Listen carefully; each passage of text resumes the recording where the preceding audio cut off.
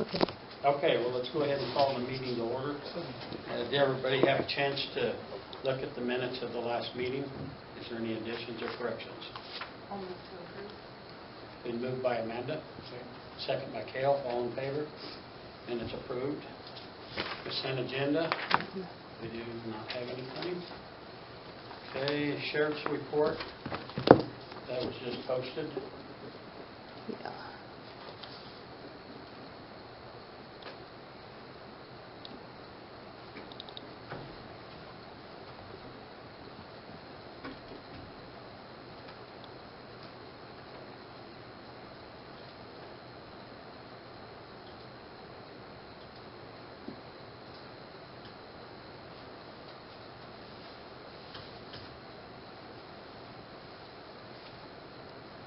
Anybody have any questions on that?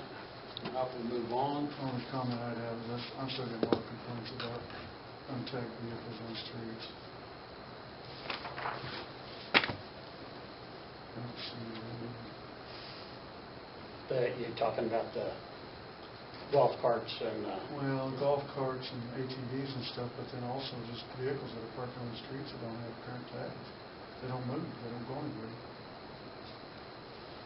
But 4 or 5 people make comments to me about them just sitting there with non-valid tags. are they sure they're non-valid? Yeah. Because I know there's one sitting one place that I thought was invalid too, but it's got the sticker on it. It's sitting there with flat tires and the trunk's dragging the ground. No, really.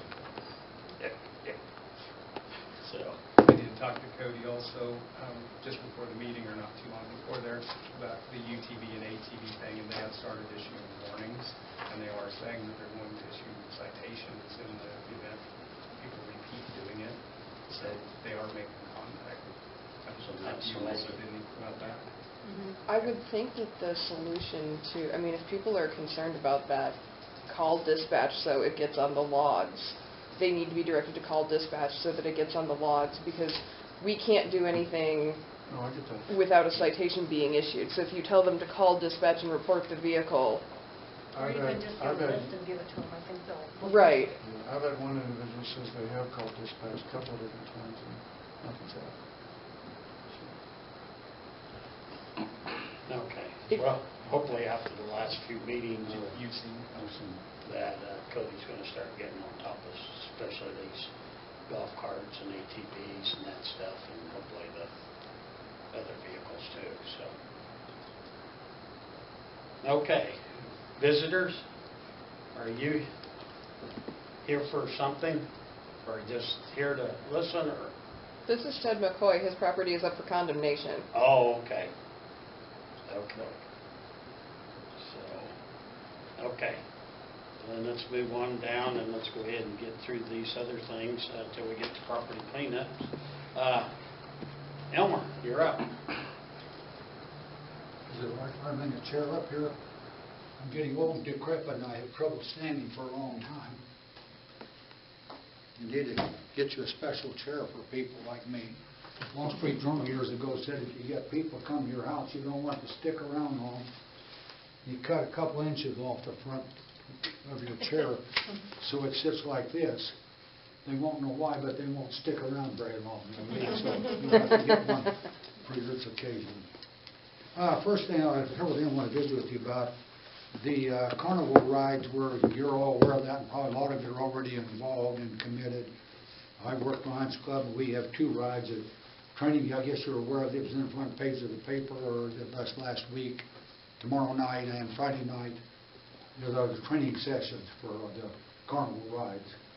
So if you come down, and I've got a schedule lined out here. If you we run the little train and the tubs, the teacups or tubs. So if any of you'd like to help us with that, we need to. Well, help. You're all aware of that. You're probably a lot of you are involved with somebody else's, and you're scrambling like mad to try to get enough volunteers to help make that happen, so we can keep the rides going all through the carnival.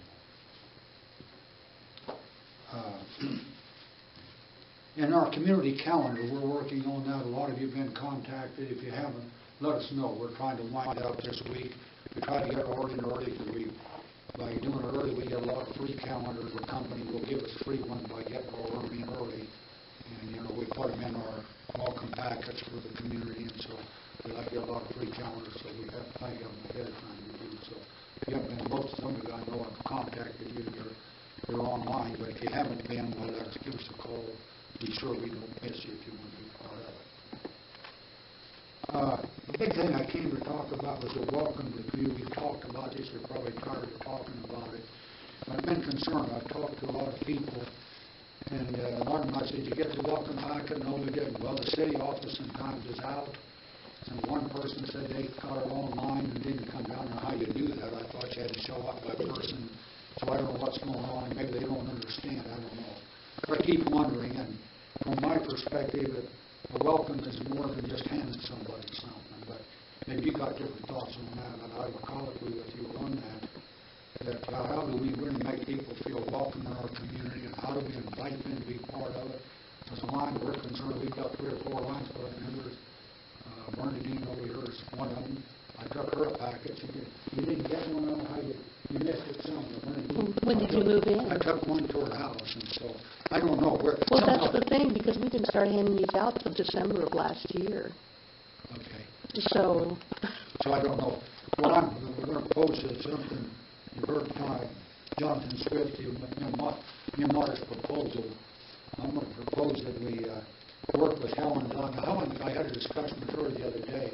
She was concerned about all the cost of the brochures and all the stuff we're putting out. Everything's expensive now. Some people are getting 2 or 3. I don't know how they get 2 or 3. If they get one packet, they'd have just one. But anyway, maybe you got some idea. What can we do in that packet to help people know about St. Francis, the businesses, the churches, the different opportunities we have in this community? We're concerned Lions, but we give them a calendar and our Lions brochure so they know what Lion is and all about doing that. And how can we get it to them? So I've heard some person that they said they didn't get one. I went down and haven't got one. But I keep wondering if we could do something personal. George and I have been talking this over and say maybe we invite them out to the Marble Tree. I call my place the Marble Tree. Give them a free meal and invite one of you to, Scott, you'd be the first choice of the mayor. You and your wife come out and we eat supper with us or a meal, whatever works out. We usually work it out. And find out what they think about our town. I always think the cartoon was in the Herald several years ago. They were interviewing this fellow and he said, "What do you like best about small towns?" Well, everybody knows everybody. What do you like least about small towns? Well, everybody knows everybody. So what I think we've got a good community. We've got a grind over. I know that I'm in the dark most of the time. I don't find out very much. And so you guys think about that. I'm trying to figure out how do we really welcome people in our community. How do we get them involved in our community? We've got a lot of people like Bernadine and several people. We've got new people in here. That's been a couple of years in town, and they're being part of the community, joining the clubs, or being part of it, getting into the churches, and so on. And how do we do that? I've talked to real estate. What about you're bound by HIPAA. You can't tell us anything. But I wonder about where the real estate agents watch the signs in town and it says so. We can begin to find out who's there and get acquainted with these people and invite them to be part of what we're doing. So think about that. Another concern I have, and it's in the paper, I've been pushing on Miranda down here. We used to have 3 people press the vehicle for some reason. We used to come to commission meetings all the time. Now it's all picked up. Do you have is this meeting being broadcast online? we record it, and then I try to get it on by the next morning on our website. They can see what's in it. It's just... It's an audio recording. It's strictly a vocal. Right. Okay, now the commissioner's meeting, I think it's online. I'm not techie enough. I've been working on stuff. But it does say here, to hear the meetings on, to hear the meetings online, they can do that. So I have the correct statement here. We've gotten that done, and they've also put in the website so people can go online to do it. But I'm concerned that a lot of our, I don't know, Scott, I assume you don't have a computer here today, so you can get most of your information out of the paper, do you? You don't get it. You get these people. I've been told that 30% of the people in Cheyenne County get the paper. And then of that 30% of them read. Most of us don't read, but I talk to you, pick through it and don't get it. So I'm wondering if we get them online, a friend gives me the little bitty newspaper down in Sharon Springs. It has the city council minutes are printed in there, the commissioner's minutes are in there, school board, all these are in there. So I'm wondering if we could work out a way that when the minutes like tonight are approved, like you do, can you just email them? We have pretty good luck. We can take our own pictures and lines and write our own stories and send them to the paper, and we're getting better luck getting it in the paper that way. So I'm concerned about how, the public, they can complain all they want to. I don't go to coffee shops, so I don't get a lot of information. But we have the straight information that goes out, and whether we got somebody's social media.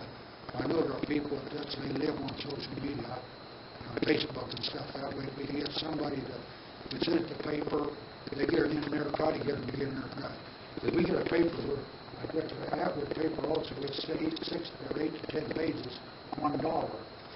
St. Francis Herald, 8 to 10 pages, usually 8 pages, $1.25. The same owner owns both newspapers. There's not a lot of difference. So I'm concerned, how do we work with our newspapers? How do we get this information to the public? If they don't, it isn't our problem. If they won't read it and won't respond. But I think we need to do everything we can to get the information to people so they have the opportunity of being aware of it. So, have you been to the city website? no, I haven't been on. Like I said, I'm more this guy. So I think we have two classes of people, at least two, maybe more than that, I don't know. At least two people who read the newspaper, people who are on social media all the time. So we give them both opportunities. We'll move guys like me and die off really quick. Social media will take care of all of it then, but until that happens, there's a lot of us that, I've got a lot of friends that don't even have computers. I get a computer, but I don't use it like I could or should possibly. There's tabs on here for visitors and there's one for residents. So for residents, you can go to local news, and I just did it. It's fairly extensive and fairly thorough. So I would encourage people to just Google City of St. Francis, Kansas, and tell them to take a look. I mean, there's quite a bit of information there. That's great for the people, again, Yeah. that have computers and are willing to do it, but again, maybe the old people maybe don't need to worry about it. I don't know. Maybe we're the old fossils, we just put them in the museum to look at them maybe. Well, the other side of things is, if you send some to the paper that you write, will they actually publish it? So if I send them my minutes, sometimes they'll put my minutes in verbatim like I write them. If they haven't listened to the meeting themselves, yeah, they'll do that. But I won't do that until 2 weeks out. So the minutes that were approved tonight would be the minutes that would be sent from 2 weeks ago. So I'm not going to send the newspaper my unapproved minutes because they haven't been approved by the council. But the recordings are out there for them to listen to the very next day, as if they were sitting right here. But again, if people are not techy. Right. See, that's No, I mean for the Amanda from the paper. She can listen to our meetings That's what she's online. getting her information, I think. Right. I read the articles, and I'm sure that's what happened. I was at the meeting, she wasn't there. So I know she's got to be getting it off of the internet, and that's where it's coming from. But if you want me to send her the minutes, like the ones that were just approved tonight, I'll email them off to her. I can do that. I mean, they are published on our website. I mean, on the paper too. Oh, yeah. So do it. I think she lives in the West. We have better luck. A good friend of mine, he writes his own articles, and he complains that they're edited, and he don't bring them the way he wrote them. So if you send them in, usually they'll take just a lot less work than just taking them and putting them in verbatim. They're just editing them and do all that extra work. So I think we're better off. I've been fortunate seeing the picture out here. What was it, presenting the scholarship checks to the kids the other day. And they took it verbatim with the picture in, or the little just caption she wrote. So I think we have better luck if we email it to her. They don't have to do any work to change it. Well, you say they do edit it sometimes, and they do edit it. Yeah. That's a problem. It's too long. If they're going to edit. No, it's a problem if they're going to edit. If there is a official record that has been approved by the council and the paper makes any additions to that, that's, they need to be if they're going to publish it, it needs to be verbatim Yes. of what was approved. Yes. And the thing is that it's going to be 2 weeks, it's going to be 2 weeks after that meeting actually happened. And so the public will already have the information from the article she's written, and then they'll be rereading the official document 2 weeks later. So if only 30% of the population gets the paper, and only 30% of the population reads the paper, they're going to be getting something that they think they've already read because she's written an article on it. Because she writes an article the next morning. She does? She does. I mean, she generally, if she does, she generally But she hasn't been I'm putting missing a lot of that. Gets it I in. don't see it. Okay. I'm not seeing the article till it comes out. Now, she did, I think, that was what Councilman you had. The one recently, she wrote something, an article, a front page article on that. That's unusual. That's unique. It doesn't happen every week. No, that was by request of the mayor on that one. I don't know, I'm just trying, how do we help our people understand, and how do we encourage them to be, we got a country, we just complain and let you guys do your job and then write and complain to coffee shops about it. How can we how to go over really what is really happening, what the truth really is? And think about it, you do what you want to. I'm not even the city, it's none of my business in a sense, but I'm concerned about it. And that came to my attention, the cost of it. I had a lady talk the other day, she's been paying $650 for a house, and her utility bills were high in the winter, and she's throwing the caps. I don't know, I thought their rent was lower here in St. Francis than typically people are moving to Colorado down here because it's cheaper in Cheyenne County than it is even the cost of Colorado mine.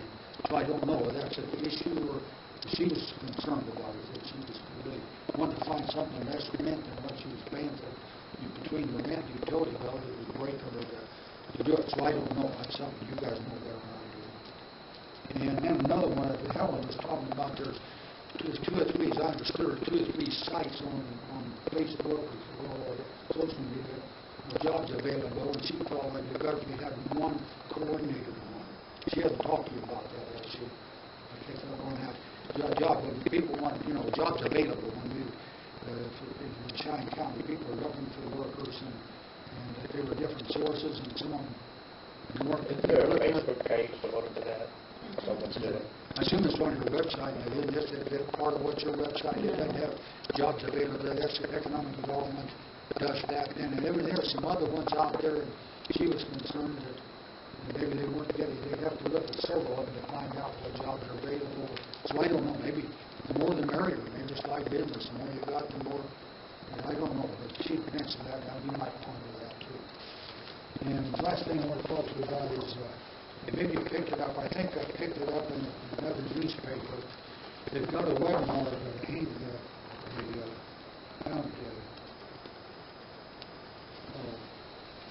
on fundraising for non-area profit, non-profits.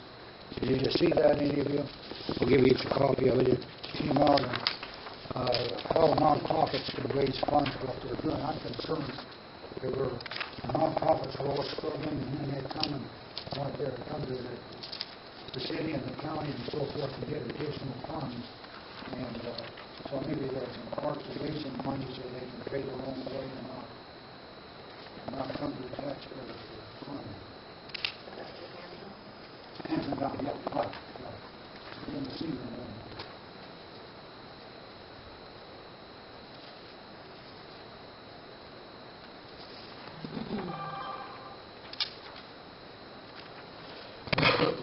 Unless you have some questions that I need to clarify with you.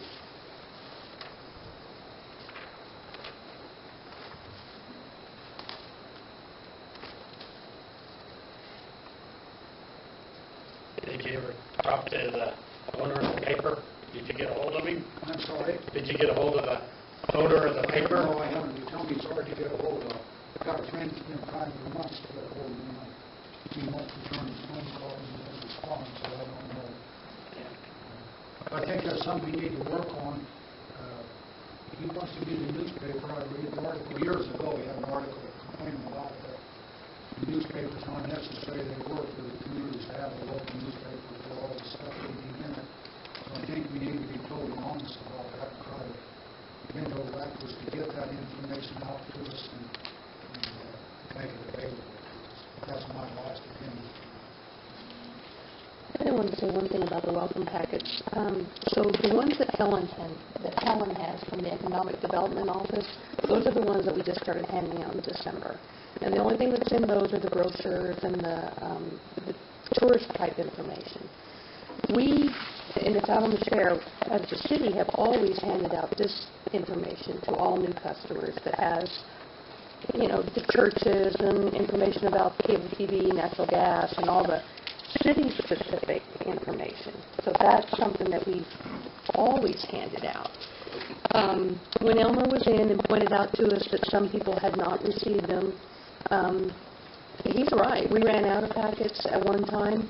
And what we decided after he came in, Jen went ahead and personally called everybody that he knew about and made contact with them. But what we're going to start doing, thank you for bringing that to our attention, because that was an oversight. And what we're going to start doing is if we run out of those packets, we'll keep a list of the people that didn't get them. And when we get them back in, we'll contact them and let them know that we have them and they can come in and pick one up. So I feel like that will help that situation to make sure people get them. But again, they weren't even, I don't know when you moved in, but they weren't even handed out till December of last year. So, We've been on for a little bit, but I don't know how long. yeah. So, and Elmer, if you want to see what we hand out, you can have this. This is what we give to all, we've done it ever since I've worked here, so.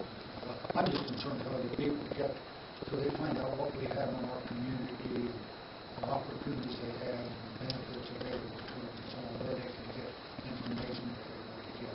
Yeah. Thank you. Anybody have any questions for Elmer? Okay. Okay, thank you, Elmer. While we're talking about that, though, there's a couple of new ones out there that you guys can take a look at that we're going to start adding. One of them's about the UTVs, one of them's about dogs, and one of them's about chickens.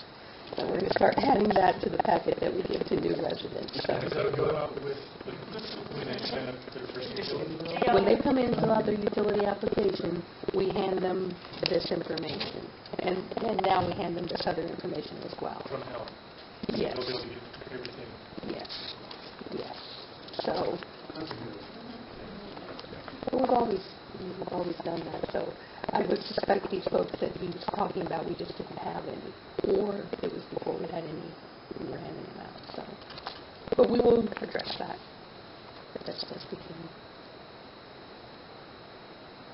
Okay. Okay, the next item, Roger. Well, I wanted to talk to you guys, see if we could get something done on the east end of the pool by before next year. We've already tried. We tried. I had an idea. Now, I was a little disappointed. We had qualifying meet here, and there were people sitting with lawn chairs over there and just dirt and the carpet, whatever, remnants. It was a little embarrassing, I thought, for the city, but it's done. I understand that there's a water line underneath there, but you know, you want to cover it. Do you know where it's at?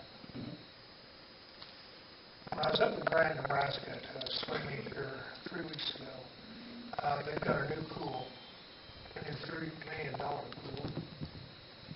Price of poker's went up. But anyhow, they used a lot of ground rubber. And I really like it. I talked to the superintendent and stuff. It doesn't crack. It's good, and kids can walk on it barefoot. And I was wondering if we could design something that would maybe have concrete on both sides, and then where the water line was, putting in this ground rubber. It seems to stay in place, he said. It's pieces. It's pieces. It's like the pieces. Yeah, of the it's landscape. fairly fine, too. And, you know, then if they had to get it up, you could go in and pull it up and get it out. It'd sure be nice. What happens is there's traffic.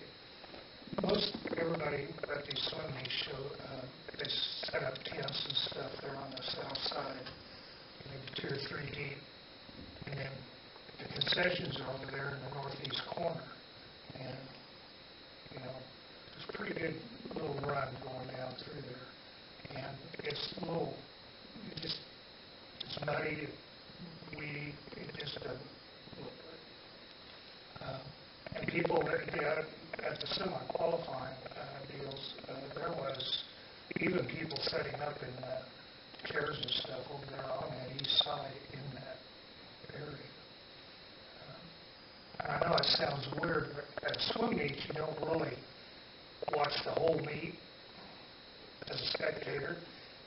They have their races, and your kid will have them on on their arm, and then when that race is up, you go up to the fence and you watch it, and then you go back down, and then the next race, usually the people come up there. So it's not really a spectator sport other than just for, you know, a few minutes. The rest of the time it's spent, you know, sitting under your tent in your chair and stuff. And the east side was actually used for that. But I'd sure like to get something done. It doesn't look very good. What was, did you have any thoughts on doing that outside carpet thing for that area? I mean, you're I'm talking not a big, I know at the time I thought, well, I'd be better enough. I don't know that that's almost like a temporary fix to me. I was thinking of something we put down in the pickup, and it's just, Yeah. when we talked about doing that, because I think if you left it out, it would be a mess, but I think it's only after the season. The cost is the reason I'm saying it. I mean, by the time you pour concrete and then put something else there, I would think that'd be Oh, for sure. Well, I was going to check on this, but I thought when PVC ran out of money, 3 years ago, that the council agreed to take care of fixing up the east side of the pool. So I did find some information on that. In 2018, at the March meeting, the council approved up to $35,000 from capital improvement for various projects. We spent $27,100 of that, and that was on landscaping, some sprinklers, some concrete, sidewalk, some handrails. So yeah, you had allocated up to $35,000, and that not all of that was spent. So actually, the money has been helping. I would sure like to see us finish the pool. How wide of a deal would you think we'd have to lead through there if ever we'd have to work on that water line? 4 feet. By the time your trees are down, without undercutting other stuff, yeah, you'd have to get the leads for it. What's the overall width? I'm sorry? What's the overall width of this? 14? I'm not sure who measured the carpet. I think if I was going to design it, I think I would make the rubber as wide as conveniently for the Bobcat to go in and pick it up. How thick would the rubber be? Huh? How thick would the rubber be? You know, I'm not for sure. And up at Grant, they're actually getting another load in and adding more to what they had. And what about people setting up tents and And it works, it packs pretty good. And I walked on it, you know, it's a pretty darn good walkway and mat. And So of the course, legs it's wouldn't sort of sink into shop it? for underneath the playground and stuff. As far as for pathway and stuff, I think. What do you think about pulling the tent down? Well, like when they bring their tents and stuff, would the legs sink into it? What? Would the legs of like a tent or chairs just sink into it? I don't think that they would, possibly. Is that hard? That really, I don't think would be an issue. Basically, all those tents, they're the fold-out ones. Yeah. We set them up on uneven ground and everything. I don't think that would be an issue. The issue is time on that. Oh, yeah. But I think the ideal deal would be have like, what I'd like to see is a 6-foot sidewalk all the way along from the fence out. And then you have your rubber, and then on the east side also have the concrete so that you can contain it. Yeah. Like you were saying, that rubber was pretty fine. Do you foresee a possibility of, say, kids with wet feet coming over, stepping on the rubber, having that rubber stick to them and getting back in the pool with the rubber? You know, not really, no. Okay. It doesn't seem to, and I can't say that for certainty, but I did not notice that. Everything else we've talked about, you know, the crushed rock, got rocks thrown in the pool, you know, and you couldn't walk. Try different things. The carpeting was probably the best of the bad situation as far as I've seen. If we did that, would it be a bad idea to put a gate on that end as well? There is some. Yeah, there's a pass-through gate on the south side. South, I mean the east. You can close it, Well, because there's a notch out in it, so there's the property fence. Southeast. That's solid, and it closes into the gate on the south end, and it jogs over to the west, coming north, and it's open in the concrete. The school wanted a gate there. They wanted to make sure rules, they could lock it away from the students, which really hasn't been a big deal. I think that gate's probably open more than it is shut. And it seems like it, I thought about other places for concessions and stuff. But it seems like the groups really like to set up there. It's got a rim and they can get electricity there. All I know is that we'd have to figure out how the area and get bids on cement again and see what. Is it a very straight line? Is it a very straight line? Pipe? Yeah. I wouldn't want something wandered all over. Right, yeah, no. I think if it does meander, you just have to go wider to cover a given area, because it can favor one side, to some degree. Is that water line in good shape? That was moved as part of the pool project, because it went straight across where the pool is now. And so that was a reroute, and it is, I'm sure.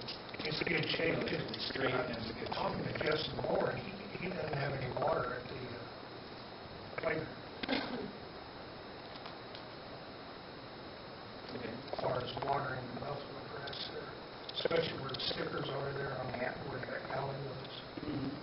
I think I'm correct on that. I don't know if that's the water line feeding. That's the only source that's over there. That's what it is. I mean, it's just for that side. It has no other purpose. I think they have control over something along there. So you remember that sometime. That's another deal. Boy, I'd sure like to have a plan in place and have it done before next May. You got any contractors in mind? That's It's what not I going got to trouble be with easy. It's anymore. not going to be easy. I know it. They do, my last few jobs, I've used rented one of the buggies on a track, and that would certainly make it easy for somebody to do it. It's a fairly large job. Yeah. Well, we'll see if we can get Setting the grades and everything. The one on the grade along the fence wouldn't be hard to set, but up against that footing, Killingsworth, I don't know how you do that unless you maybe use a retaining wall. I don't know.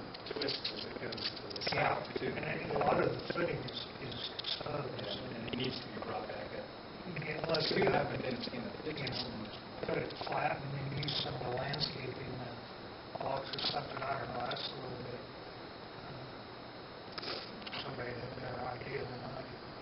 But I thought that maybe the rubber would be a good way to address the situation. How would you drain? It would drain to the north, I would think. Yeah, it's water. It's where it runs anyway, Yeah. so. As it sits right now, it comes down the hill, goes up against the retaining wall. So to do this, like what you're thinking, Roger, what do you think total cost will be? Gosh, I would hate to say.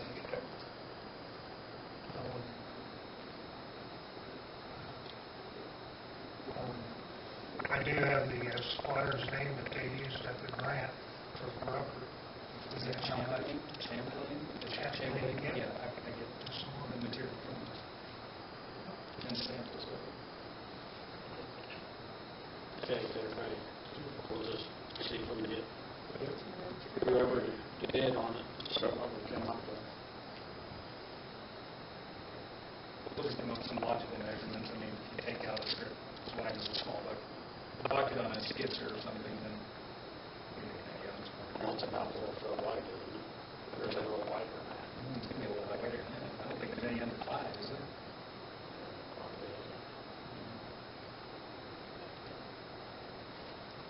That really wouldn't be too bad, 5 foot. Get 5 or 6 foot sidewalk on the west side and then the remainder on that east side. But it's gonna be kind of a weird deal anyhow, if you have to put slope on it or whatever you have to do. You would It straighten might out. be for traffic area, but at least you would have 11 foot, pretty good traffic area. You know, he's talking about that, leaving that for access. Like, an option to the rubber stuff would be the Main Street bricks and the sidewalks, because we retired quite a few of those by way of concrete. I mean, that can be leveled and it can be removed. There's an idea. And something loose.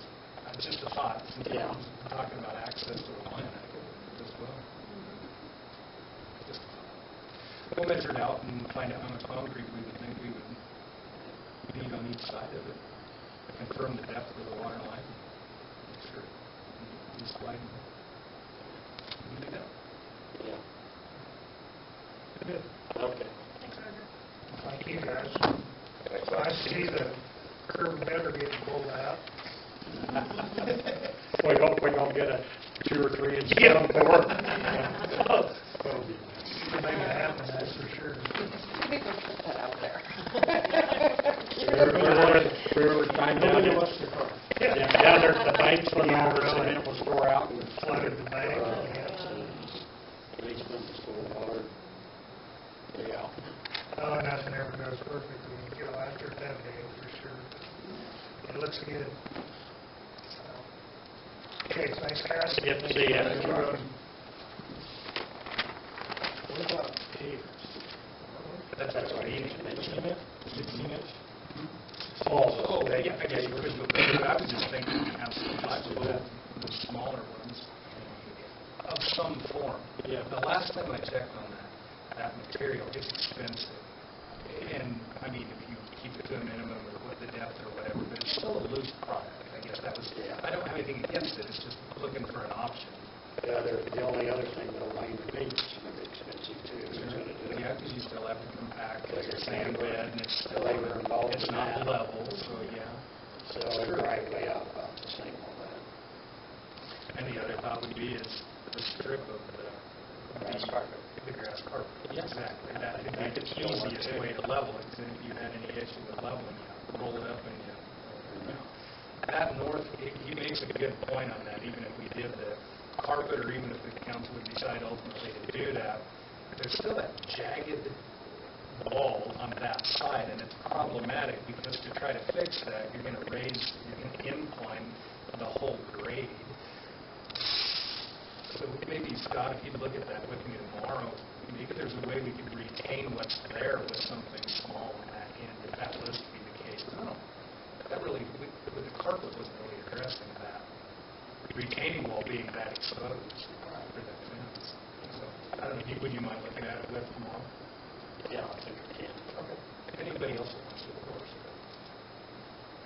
See if we can't come up with something that makes sense. Maybe is that retaining wall up against the fence? It is the fence. It is It is the fence between the adjacent property owners. the base of the fence? Yes. Basically? Yeah, and so it was probably a retaining wall that was 8 inches, and now it's eroded another 8 inches down, so you can see even underneath the places. I mean, it could actually be a problem at some point if it's holding together so far.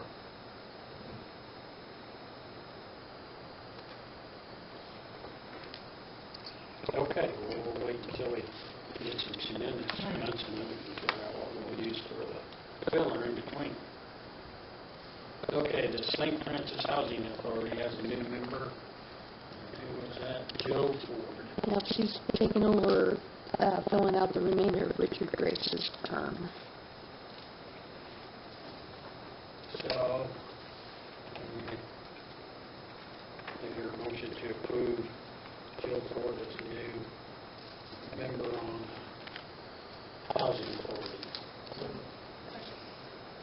Moved by Cale, second by Amanda, all in favor, approved.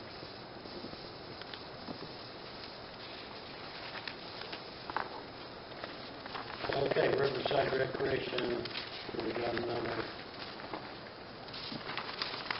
permit for special event, liquor license for concert in the park on August 28th. So if you, a motion to approve the permit, it hasn't been paid for yet, so we can't create the resolution until it's been paid for. It'll be paid for by my office. My contribution to Concert in the Park is... Right, but I can't create the resolution until it's paid for. Right, and I should be the one creating the resolution, so I will do both of those at the same I time. told her to go ahead and do it. And the reason I for- don't know that you should be drafting legal documents. I will just say that many city clerks draft resolutions that are standard resolutions that nothing changes except for dates and addresses. I am bound by my ethical obligation and my oath to report to the Kansas Bar any unauthorized practice of law. That is an oath that I took. What's everybody think? I mean, I've done it this way for years. Is making a resolution practicing law? Is it creating a legal document? I can print out a legal document. It's no different than quitclaim deeds or deeds over at the register of deeds. I- You file that. I mean, I don't, it's a standard form resolution. We're not changing any of the legalities, right? We're just changing Just changing the dates and and the name of No, the, I'm just asking. and the location. I can ask. I mean, I don't know. I mean, if it's all it is changing a date. And I can reach out to the league as well. Yeah, we've never had a conflict issue with Okay. it. I just want to make sure that I just want to make sure that I'm protecting the city and not violating the oath that I We took. did it with Mike for years. Well, like I said, all they're doing is Yeah, I mean, changing the if name. that's the case, then that's fine. If you want to email the league, I will do that. I have no particular urge to draft that document. It's already drafted, it's just changing the dates. So- And the description of who's doing it. It's not, the legal part of it's not being changed, it's just the specifics. All right, But I can reach out to the league If and the get council their wants- I thought opinion. you'd already reached out. I reached out to on the clerk link and asked, do clerks, you guys write, now ordinances is a different thing usually, but the resolutions aren't as binding, well, they're binding, but many clerks do the resolutions because they just do, especially in the smaller communities. But I'll find out from the Okay. league what their opinion is on that. all right. Yeah, I mean, I want to make sure that the city is covered, and I want to make sure that I'm not. If I don't follow the ethics of my profession, I can get brought up on an ethics complaint. So I have to make sure that I am going through the proper channels. So I will look into that with the ethics board. Okay, so I'm going to approve that pending payment. And that will come from my office. Actually, no, it's the resolution creation that comes from my office, isn't it? No. What is the $100 fee? It's the permit fee. The permit fee? Yes, Okay. and in the past, it would be used if we had to pay legal to do the resolution, but it doesn't have to be, like I said, it doesn't have to be done by the city attorney, from my understanding. So, it's just a fee, just like if you look at the application, it's $100 for the cereal malt beverage as Right. well, and that one, doesn't need a resolution. Well, yes, it does, if they're going to do it on city streets. Just to allow for the consumption of the alcohol on city streets is what Right. it is. I understand that. Okay, so this resolution was moved by Cale and second by Amanda. All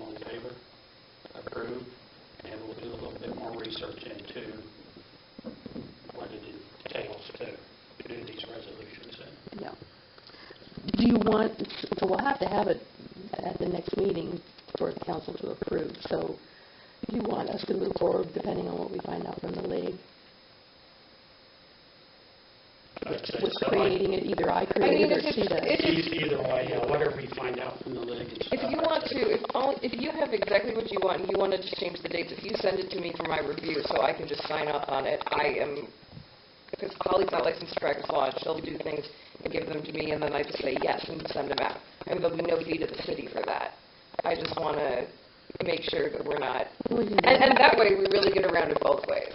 I mean, I don't have to say that I don't have to worry about if there's a legal document going out, and you don't have to. So just create it, send it to you, and Yeah. you look at it and send it back. Yeah. I mean, it'll take Okay. 5 minutes for me to look it over, Okay. and then I won't bill it. It won't cost the city. That seems like a reasonable, Yeah, Okay. sounds good. yeah. I mean, that way, yeah. And then we don't have to get involved in it. That sounds good. Okay. And I'll bring it to the next council meeting for approval. Perfect. Okay. Yeah. Okay, next on there is the new Mexican restaurant cereal malt beverage license.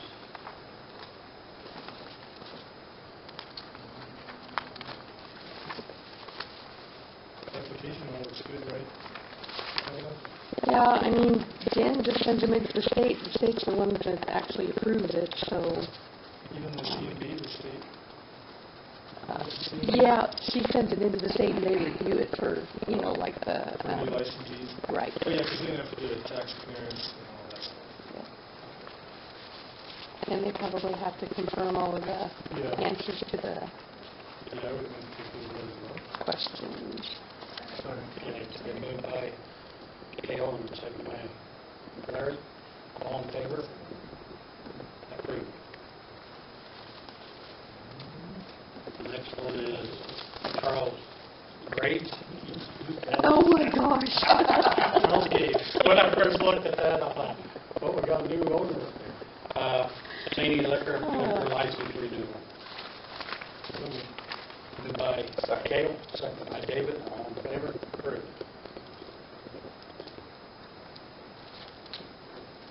Okay, now we'll get down to old business and property cleanup. So Scott and I went to 118. Did you report on that at the council meeting? I wasn't here. I did. I told him he was going to get us a plan. Okay, and he does have a plan with the timeline. He asked to be excused from appearing in front of the council, which I granted to him based on that plan and the time frame that he's provided, as long as he follows that. So he's had some trouble getting hold of contractors and whatnot, but he does have some completion dates on things, and it's my opinion, as long as he meets those or has a reasonable amount of progress at those points, then that's the way to move forward. Will you send that list to me so I can put that in his property cleanup file? And basically on that property, if he gets a new rip cut on it and works on that soffit and fascia, the structure is sound. And his list goes far beyond our requirements, but it's obviously pretty It needs a attempt to rough on do it. things. But Which property is it? 118 West Emerson. Okay.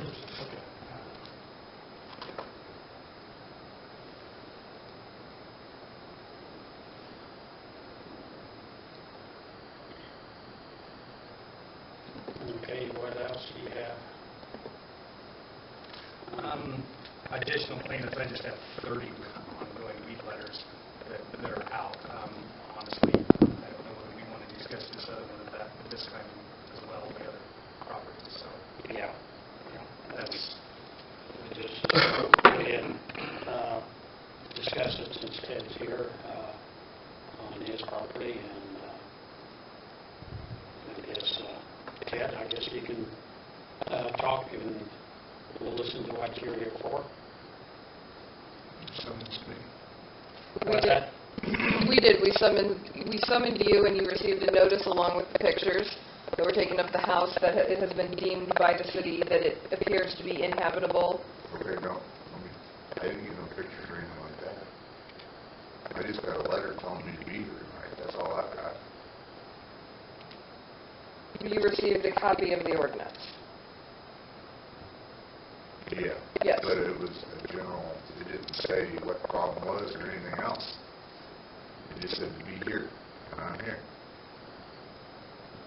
It stated, if you got a copy of the resolution, it stated that the house was up for condemnation because it is deemed unfit for human habitation. And that's stated in that resolution. And you are here, and the summons tonight was here to present evidence as to why it should not be condemned and either ordered repaired or demolished. That was part of the notice you were given. What is it that you're wanting? Jared, do you want to?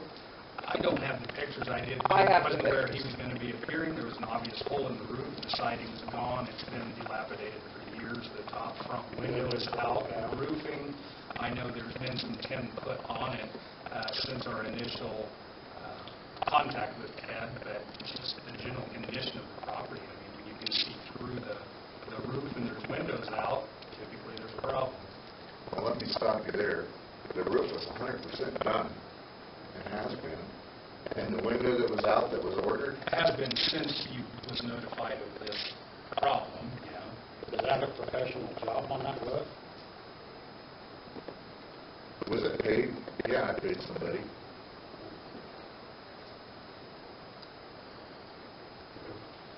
Is the siding still missing?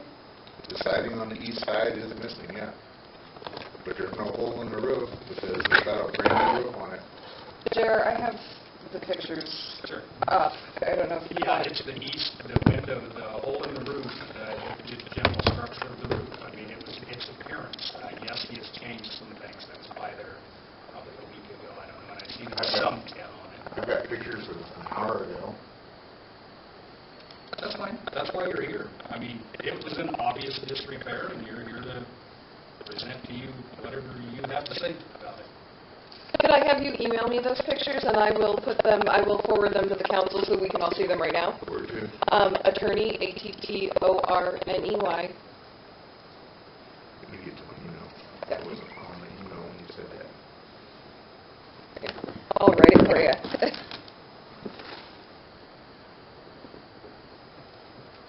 got a new phone because I opened mine yesterday.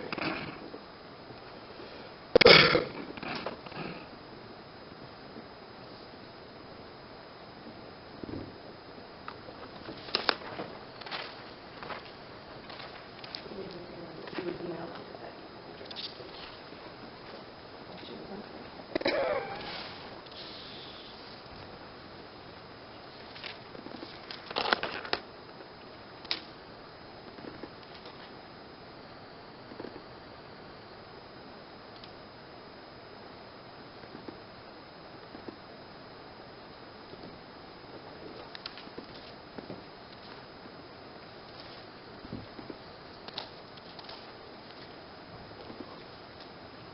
Is there a dot between an O and F, or is that just a black mark on the paper?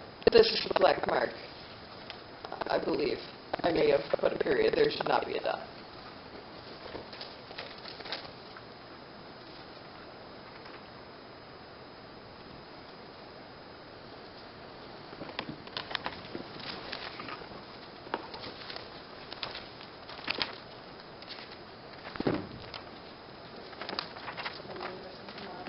What's that? I'm going to forward the council the original pictures that I had sent, that I'm not sure why they weren't in with when we mailed it, they were in with the resolution. Project pending, while we're waiting for... Absolutely. I'm just going to send 2 emails just so you know Okay. as a comparison. Let's look at project spending real quick here and see if there's anything there that we need to keep moving forward on. Did we get an ad in the paper for the band shell? Yes, and I put one in the Mile Saver, although I haven't picked up a Mile Saver to see if it actually got put in there, but I did call them and ask to have one put in. So, yeah. I haven't gotten any calls. I did talk with Michael Baxter with the Junior Law Firm. And we had a conversation that I dropped the ball. Talked to him late last week and was gathering some information far as previous contact that Mike had to the state, so at least he knows what contact has been made prior to moving forward to make contact again. So I'll get that to him, and I can forward you, just going to make a touch base with you moving forward as far as Okay, yeah, I haven't heard from him yet, but... like I said, I dropped the ball. It was late last week. Oh, no, no worries, no worries. Email, or the letters, so I'll get those sent. Correct. Respond. Wonderful. Move forward. And I will try to follow up with him just to touch base. I know we can be a little tardy in getting back to people as attorneys. So I will touch base with him for the next council meeting, just to see where we're at. Did you find the one that I wasn't able to find? Okay. I think I got, because you had the three and I just didn't have her response back. I found it, and it was attached to the minutes and agenda for the meeting. The next meeting, or like the month after. So yeah, so it was, I just went back through. It was attached, but Huh. Have they ever seen the drawing, or they just had a legal discussion? I forwarded it to them with Amanda's contact information. And then after I talked to him, I think it was Monday or Thursday that I sent him touch base with him. I just wondered, if it He corresponds understood. directly with it, Yeah. that's what it is. So, okay. He at least then understood what the spec was. Sure.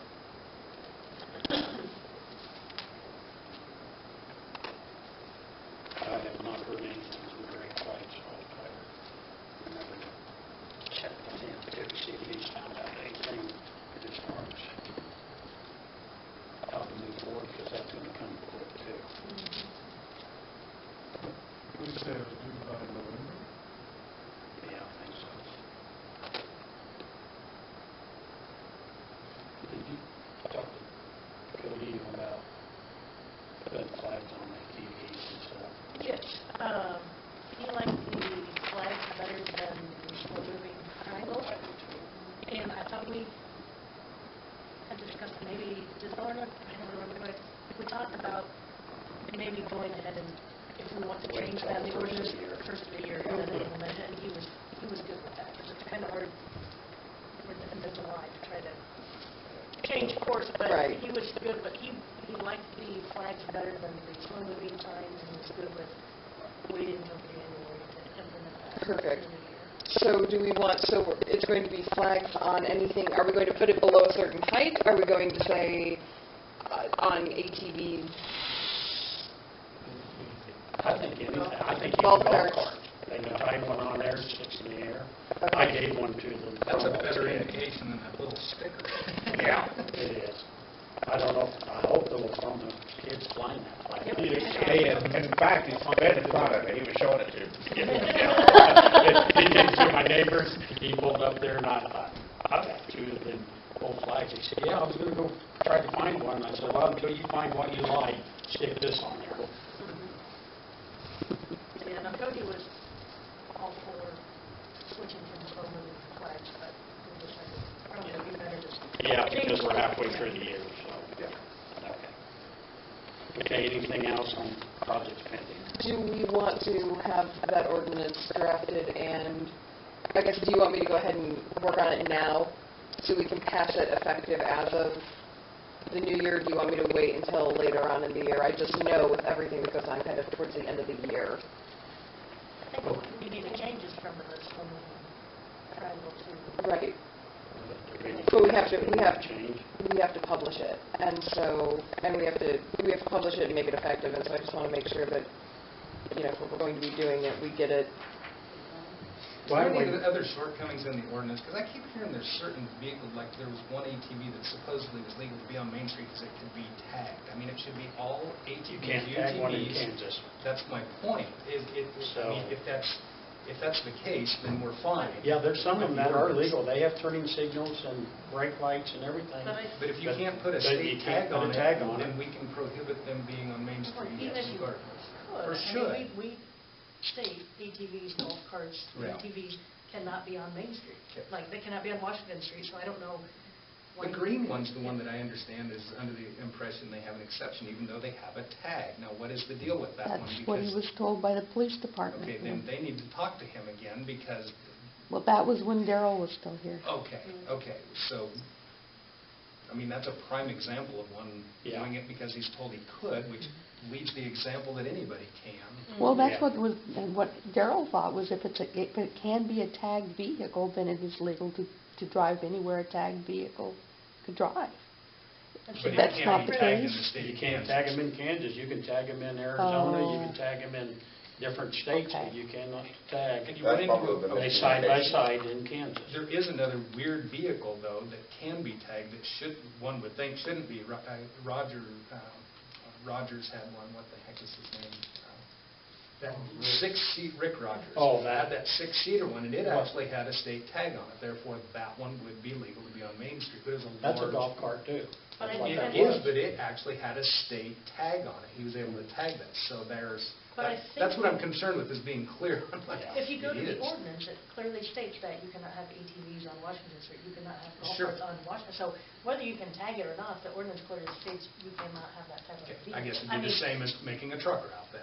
Essentially, you're just saying none of these vehicle types. That's Okay. what I think. I think And in as the long as ordinance it's that you worded can- clearly, I just want to, if there is any confusion in it, you'd want to clear that up as part of the rewriting, is what I'm getting. Because I think, because Cody and Jen and I went through it, because Jen kind of came up with a draft of what she was going to stick in the utility billings, Yeah. and Cody looked through it, so I read through all of the ordinances for golf carts and that kind of stuff, and I mean, it's clear that you cannot have them on Washington Street, so I don't know why, even if they're street legal and can be tagged, it clearly states that you can't have.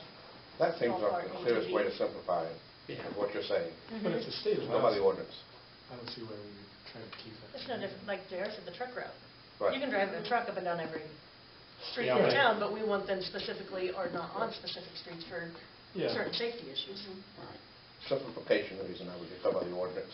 And I think let's leave this open for a couple months yet, Yeah. till October or November before we decide to determine how we're going to write it. Just in case, there could be something with Cody starting to enforce Right. it that he wants to Yeah, maybe. I think so. Yep, Okay. yep, Let's yep. wait a little bit longer, because we keep bringing up stuff about it,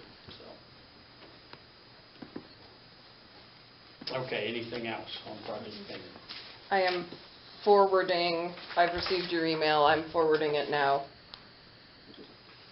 Which one? I tried to put them all in one and it wouldn't do it. I have wouldn't do 3 it. attachments in the email I received. And then I'm sending them all individually now because the Okay. file was too big to send.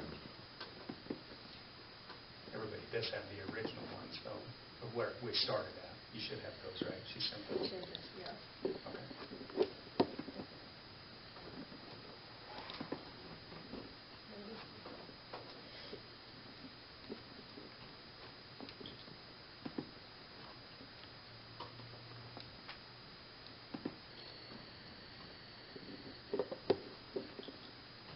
It's coming through as a no subject because that's how I received it. And that's the first one I sent. 'Cause the rest of them got pictures. It says pick 1, pick 2, pick 3, Gotcha. pick 4.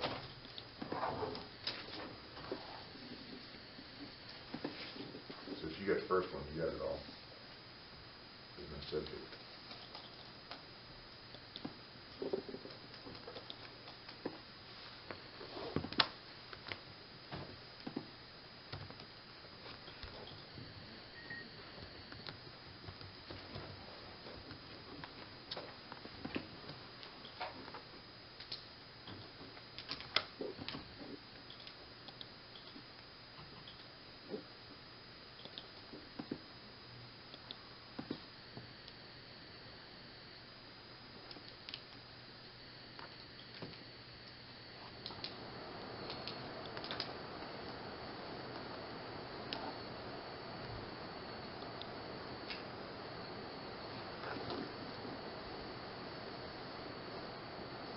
You guys voting? No. It's really slow. I have to, I downloaded them.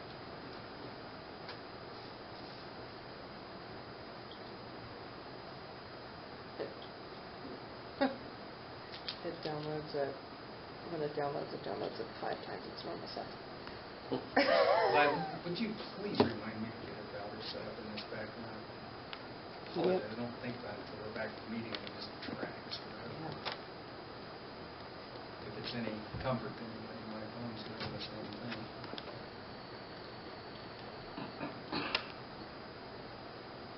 Are these the updated photos that we just got? I sent one with the original, and then the second email I got is the update, or the updated. Pulled up pretty quick, but the second batch is taking. Yeah, I think my computer's gonna die anyway, so probably does not free homework.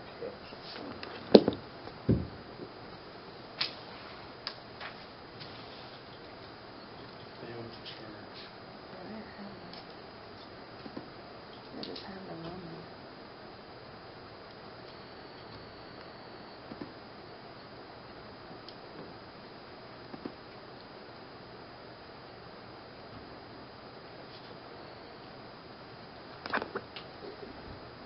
See if I can get off of Wi-Fi and get them pulled up. Huh? And everything is spinning that way.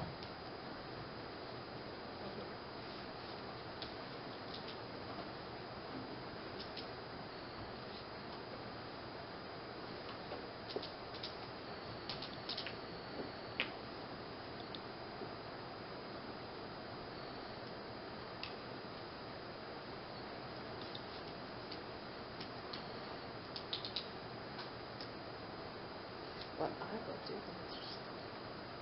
How many pictures did you send total? 7?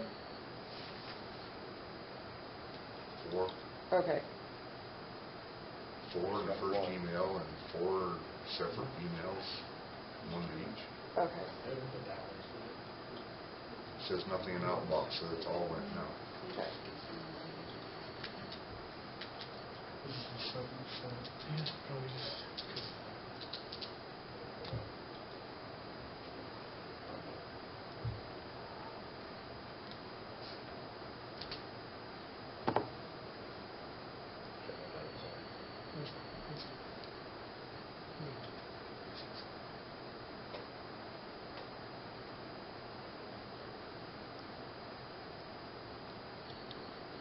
JR, do you have the updated ones?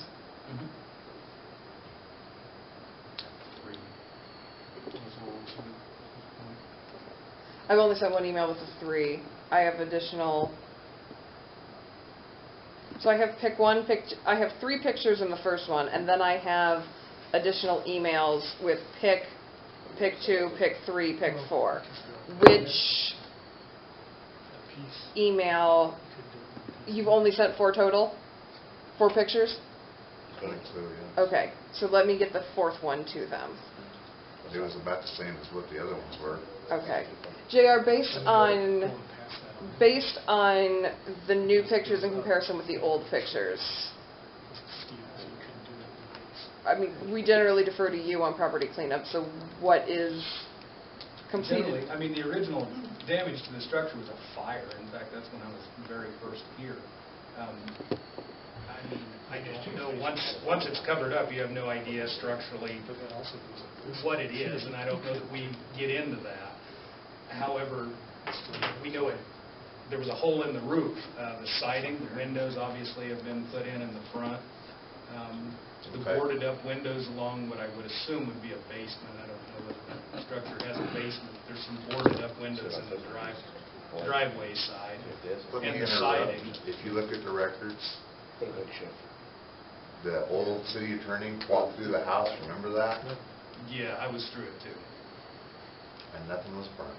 That's not correct, but okay.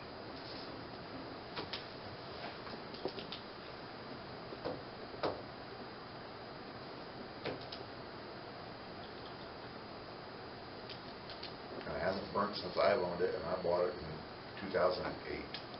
Well, the hole appeared at the time of the fire that was in the bedroom that was started by some young kids in a mattress. That's how the hole ended up in the roof, and that was before you owned it. Ryan Swigert owned it at that time. So this patchwork tin that you put on it, is that permanent, or is that just for now until That's you... permanent. That's brand new tin. looks like it's patchwork then. Or at least it does on the pictures. There's obviously been things done at the site that you can probably see better by going and looking at it specifically at the site. I mean, obviously, the boarded windows, the siding still exists. You know, that's all part of it, is the unsightliness of it. The little shed up back, I think it has like plywood, old plywood over it and stuff. The little shed itself is in, I think, pretty rough condition, but again, he's done some things. I think we should re-identify and revisit the situation. Typically, we have contact and a conversation about the things we have. He's obviously put some things on there. I guess we should observe those, Can we... revisit it. Perfect. So the ordinance specifically states that it is meant to... The violations of the ordinance are any structure which appears to be unsafe, dangerous, or unfit for human habitation. That's the condemnation statute. The property cleanup appearance is under a different code section. So since we're addressing this, would it be possible to schedule with JR and the mayor a walkthrough of the property so we can have observation of whether or not there appears to be structural damage and whether or not it would be fit for human habitation? Well, one, I drove 3 hours to get here, and I got to drive 3 hours back after working a 13-and-a-half-hour day, and I work a 13-and-a-half-hour day tomorrow. Okay, can we schedule it at some other time? Is there someone else who has access to the property that could allow them in? No. You have to wait for me, and you haven't even given me a list of things that I need to do to the property.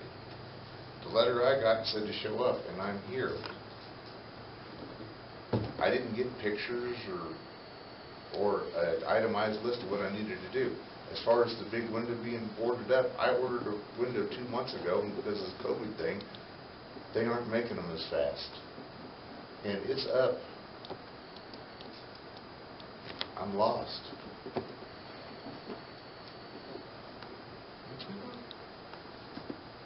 Which window? The big front window that was boarded up. Does that picture show up?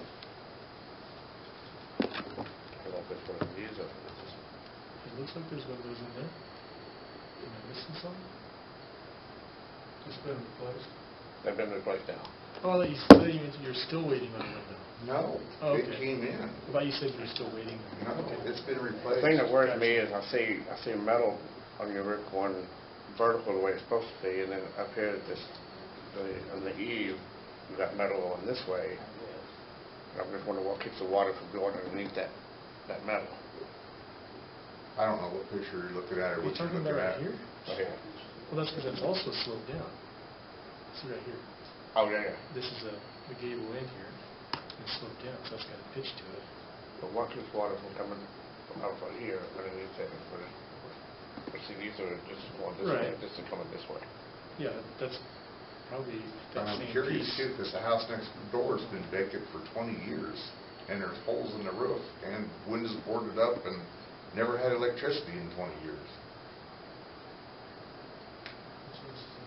What's that? The one on the east side.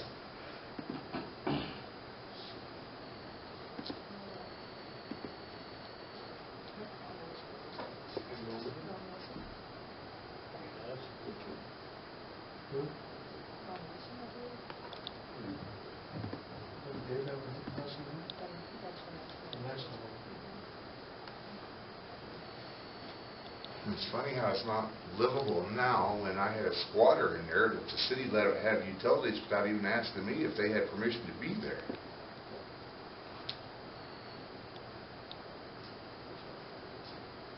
And I found them in December, January, and threw them out.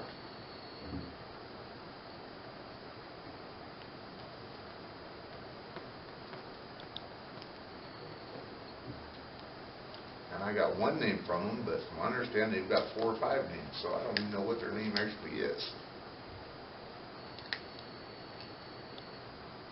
Well, if he can't schedule time, all we can do is observe what we see. We'll go look at it. we will identify from that standpoint, we have to, if we're looking at it as a condemnation proceeding, we have to have access at some point, and we can order that. Right. I'm not interested in making it more complicated than it has to be, but if he's just saying, I won't meet you there, then we have to observe what we have for now, because I think there's issues with that. Honestly, the 10 looks weird to me. I don't know, that's just observation by looking at the pictures. And I will say the letter that was mailed was a copy of Resolution 2021-4, which states, at such time, the owner, owner's agent, any lien holder, and any occupant of the property described as follows, and then it describes the 417 East Jackson Street property, may appear and show cause as to why the structure should not be condemned and ordered repaired or demolished. I mean, you were given notice of that we had stated that it is in disrepair. But didn't say what it was, and I'm here to find out what's going on, because I put a new roof on it. Right, and but I- you were... The roof, the siding, the boarded up windows, I mean, come on, we don't have to play games with it, look at it. You've You already know- done some of the work, it's pretty identifiable. I know, and I'm the only one that showed up. Nobody else has showed up. The last time you all took me to court, I'm still waiting for the thing. What's the ideal when somebody takes you to court and it's dismissed? Whose job is it to get the paperwork to me? What do you mean when... Ask them. Are you talking municipal court or district court or tax court or what? Municipal court. And what are you... When are you looking, when was this municipal court? What, 2 years ago and 2 years, 3 months ago?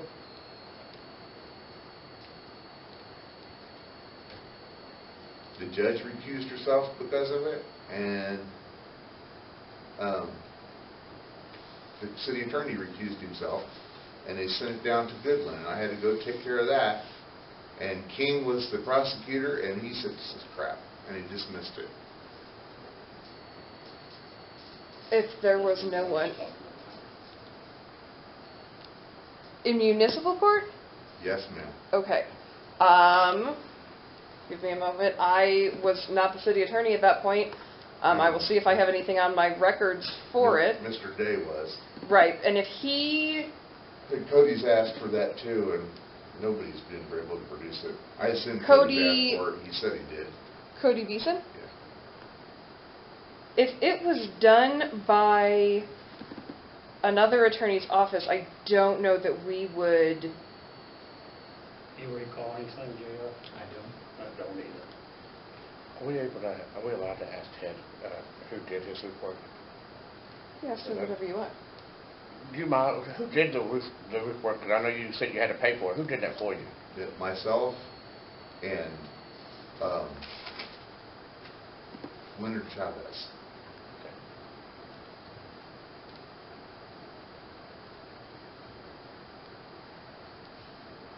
I think Chavez is his last name.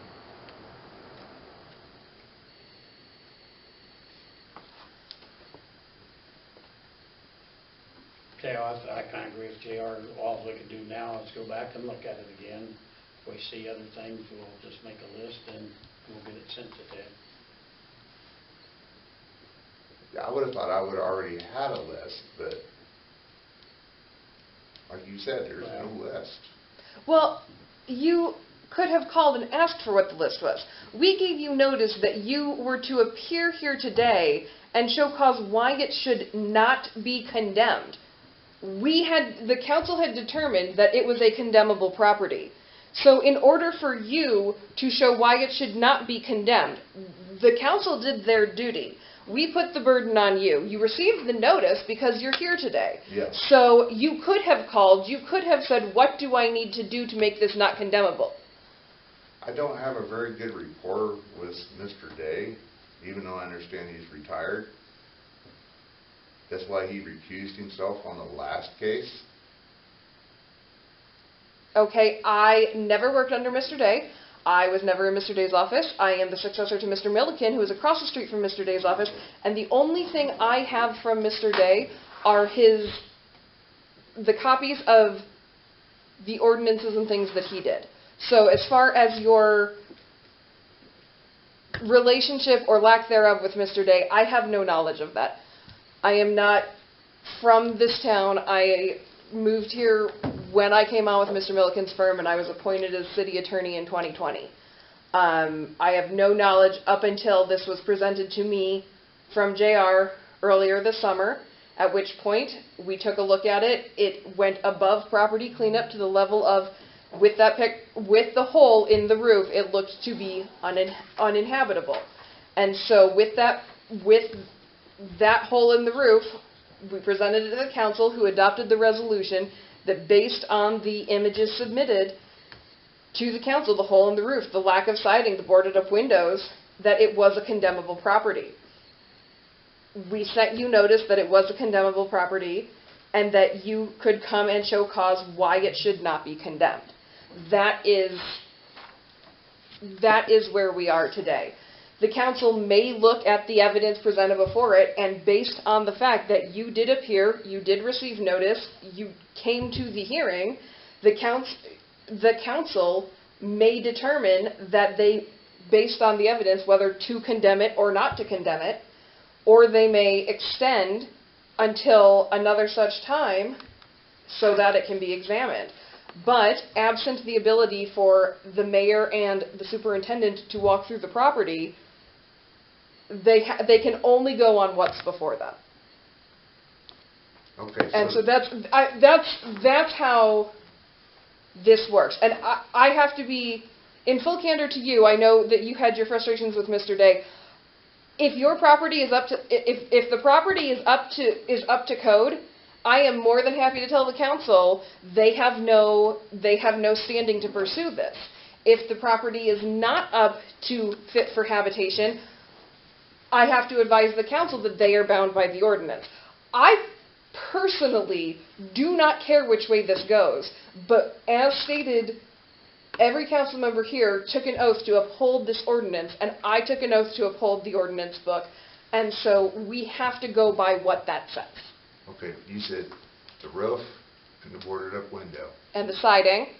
Okay. And any structural damage that may have occurred. There was concern about structural damage, JR, is that correct? Yeah, a hole in a roof. I mean, there's something, it's burned through. I mean, yes, how is that not a concern? I think that is probably the greatest concern.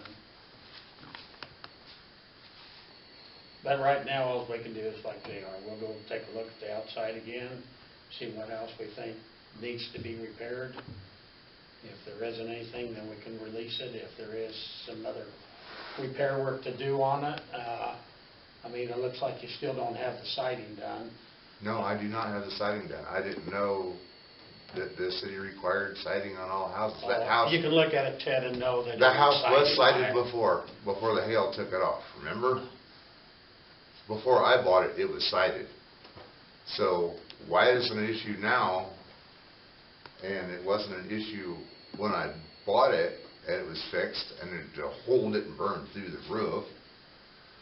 You know, We're wasting our time. the hail We from just this need to go week look on. at it, list the Yeah. stuff. This is a complete waste of Just time. This quit is here, doing and circles. we'll go look at it again, and then if we see other things that need to be done, we'll make a list of it. Would you prefer notice by mail, or would you prefer notice via email? Because I will have them put a list together. Here's what we'll do going forward. And I want see an email. Okay, I'll so get it. I will send it to you. If you're consenting to email, what I'm going to ask is when I send you an email, I want you to reply to me and let me know you got that email. I can do that. Okay, so we will do it via email so it's more convenient for you.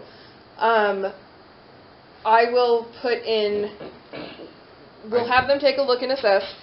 I will then let you know if there's still a list of things to be done, what that list of things is.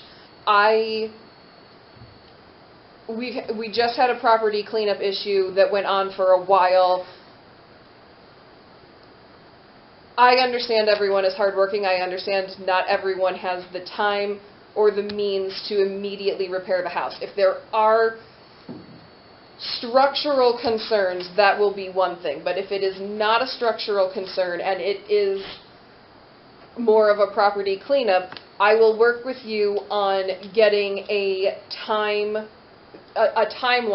of what needs to be done and when it can be done by, in order to prevent a formal complaint from being brought to municipal court, which would then incur court costs and potential ordinance violation fines. And so prior to any of that being done, I will work with you. It needs to be cleaned up. I give you that. Right, and so Because I will work. that person that squatted in that house, threw some chairs and everything else out there, and the backyard's full of trash, and they had dogs in there. So I will, But I think it was funny that the city let somebody else in there without even asking me. We did let them in there. She How can- did we let them in You there? give them utilities. If they come and applied for utilities, we didn't know if you did. How did we know you didn't rent it to them? which So is you what don't they say that we claimed. let That's them what they in there, claimed. Ted. Did She- you see she- a rental? This is the end of this Behavior conversation tonight. We are going to look at your property again. We're not going to sit here and just go on and on Okay. and on and on. I also want the previous list because I don't want. this I is will a email fishing- you, this I is a will fishing email you expedition. I will email you the pictures that I have that went with the letter. I am not sure why. I know we had two come back, and so I don't know if the pictures didn't get into the third one to you. I know you got the resolution because you're here, and so Yeah. I don't know if the pictures didn't get into the third one because we had to send it via mail 3 times before it got delivered to you. So we will. Did you send anything I'll send it- signed or anything for me? I work from 4 a.m. until 7 I p.m. understand that, but I'm required by law to do service by certified mail return receipt requested. We also, as a backup, send it standard delivery so that it gets to you, which is why I've stated, are you consenting to service via email? So I will correspond with you via email from now on. Yeah, because I would have liked to know if there was a problem or something's going on. And- It's much easier to check your email and say, oh, I'll And I'm happy to communicate with you via email. I don't think anyone in the council wants to order it condemned or demolished. I think it just, we have to go through with the ordinances. And I will, so I'm happy to, now that we have your consent on record to be served via email, I will be happy to work with you on that. They will take a look at it, and we will go forward. That's no different than the other property we're talking about. Once he puts a roof on it, gets his fascia and that stuff all fixed up. I think he only had one window that was broken in that property. He gets that done, he's got a sound structure. Ted can have a sound structure too if he gets these parts of it done, so we just got to get there. I just asked for that list, yeah. Okay. We'll get you some. We'll have him do I don't mean that. to be argumentative, I'm just saying, hey, what is it you want me to do? Okay. Yep, we'll take I a don't look want at what you to you've go got because done and get I remember together with and Mike Day, if he didn't have an ordinance, he made one up. Okay, well, I have an ordinance. I can get you a copy if you'd like. And that's fine, I got a copy of that ordinance. Okay. But I mean, like, I had a problem with animals in the city ordinance said under 30 inches on an alligator. And all mine, my biggest one at that time was 21 inches. I don't know what had happened with Mike Day, and so I can't really speak to that nature. I will, We'll take a look. right, at we the will go property forward, and I and will get work with you on what the list is, and then once we get you the list, I will ask you to propose a timeline of when you can get these repairs completed, and we will, I need them all completed by then. If you make, okay, by the end of August I will get this piece done, by the end of October I will get that piece done, or by September 15th I'll get this done. We will work with you on that. That's more than I've gotten before. Okay, well, I am here now, and that is my procedure. So that's And I what know I'm you got going a to long day ahead of you tomorrow, so, and a long drive, so thank you. Thanks, Ted. Thanks for coming. Yeah, I got a letter to be here, and I was here. It didn't give me, I'm sorry, it didn't give me a list of what I needed to do. I was like, man, I just put a roof on that. I ordered a window for it almost 3 months ago. But you can't get anything right now. We will put a pause on the condemnation, and we will have an examination. I will be in touch via email. Drive safely. You've got my email. I do, and you have mine. I do now. Yes. I didn't know if it was going to work because it took forever. It's probably the upload. That's why I sent it individually, so maybe it was too big of an email. Yeah. So I'll be in touch via email. And if you want to hold on to that so you can have my email, go for it. Oh. You have it on your phone. It's on my Perfect. phone. I'll come grab that from you. It's saved. We're good to I don't know go. what you had with Mr. J, but you and I are gonna work on this and get it done. Okay. Yeah, I can give you all the information you want, but you're going to need some. because Perfect. We were waiting on some documents to proceed with some. Thank you, Ted. Sounds good. Thanks, Ted. Thank you. Be careful. What's next? Okay, let's move on to street project. They're in for, What's that? they're tearing up cement anyway. Yeah, there's a lot going on. The concrete contractor, subcontractor won't be here until next month, but they will have a lot of the concrete out anywhere that we don't block access, so that can go on. There's a couple places we're trying to coordinate, one of them being the grocery store, of course, for their access. They're also, I'm working with the grocery store about potentially adding a significant more of concrete work that they need done that actually is adjacent to the street but it doesn't affect whether we can do the street, but it would affect the street if they do work later. So we're hoping we can come up with a solution for that work. It's just not something we could have required to do, so I'm working with them on that. And again, they're moving right along. We're finally doing street work. Yeah. Did you receive a few calls last week? What's that? Have you received a few I calls? have, yes. One of the primary concerns that keeps coming up is they marked curb and gutter in front of my place. I wasn't given a letter for assessment. What's going on? I know this. We have discussed this from the very beginning. I only marked the gutters that we gave letters for ones that we could have caused to be removed because they were structurally bad. When it comes to construction, there are other reasons you would remove them, ease of construction or other reasons. So the city, we've always understood, the city's going to pay for the additional curb and gutter other than what's assessed to the properties in those original letters. And there is a significant amount of those, as I've suggested there would be. Again, if you have a question from a person about their marked bill as curb and gutter, please just let them know. That's part of the construction. It's not at your cost. I knew that confusion would come up, and it's just been long enough that it did. But that has been the city's intent all along. They do plan on working continually. At this point, there's problems with asphalt supply. They can get all they need, they just can't get it as quickly as they need. In September, the 1st of September, they're proposing to pull out for an entire month. Now, that affects the deadline date. I'm working with Tyler Hemler and the contractor because it doesn't really affect the quality of our project. They just have that obligation. So we're going to work with them on that. That would change the deadline from the 1st of October to a later date. At that time, they hope to have the majority of the concrete work done. Now, this is all weather dependent. It's construction. It can change relatively quickly. But they hope to have all of the concrete done with curb and gutter, the aprons, and all the stuff that needs to be done so the asphalt can be placed.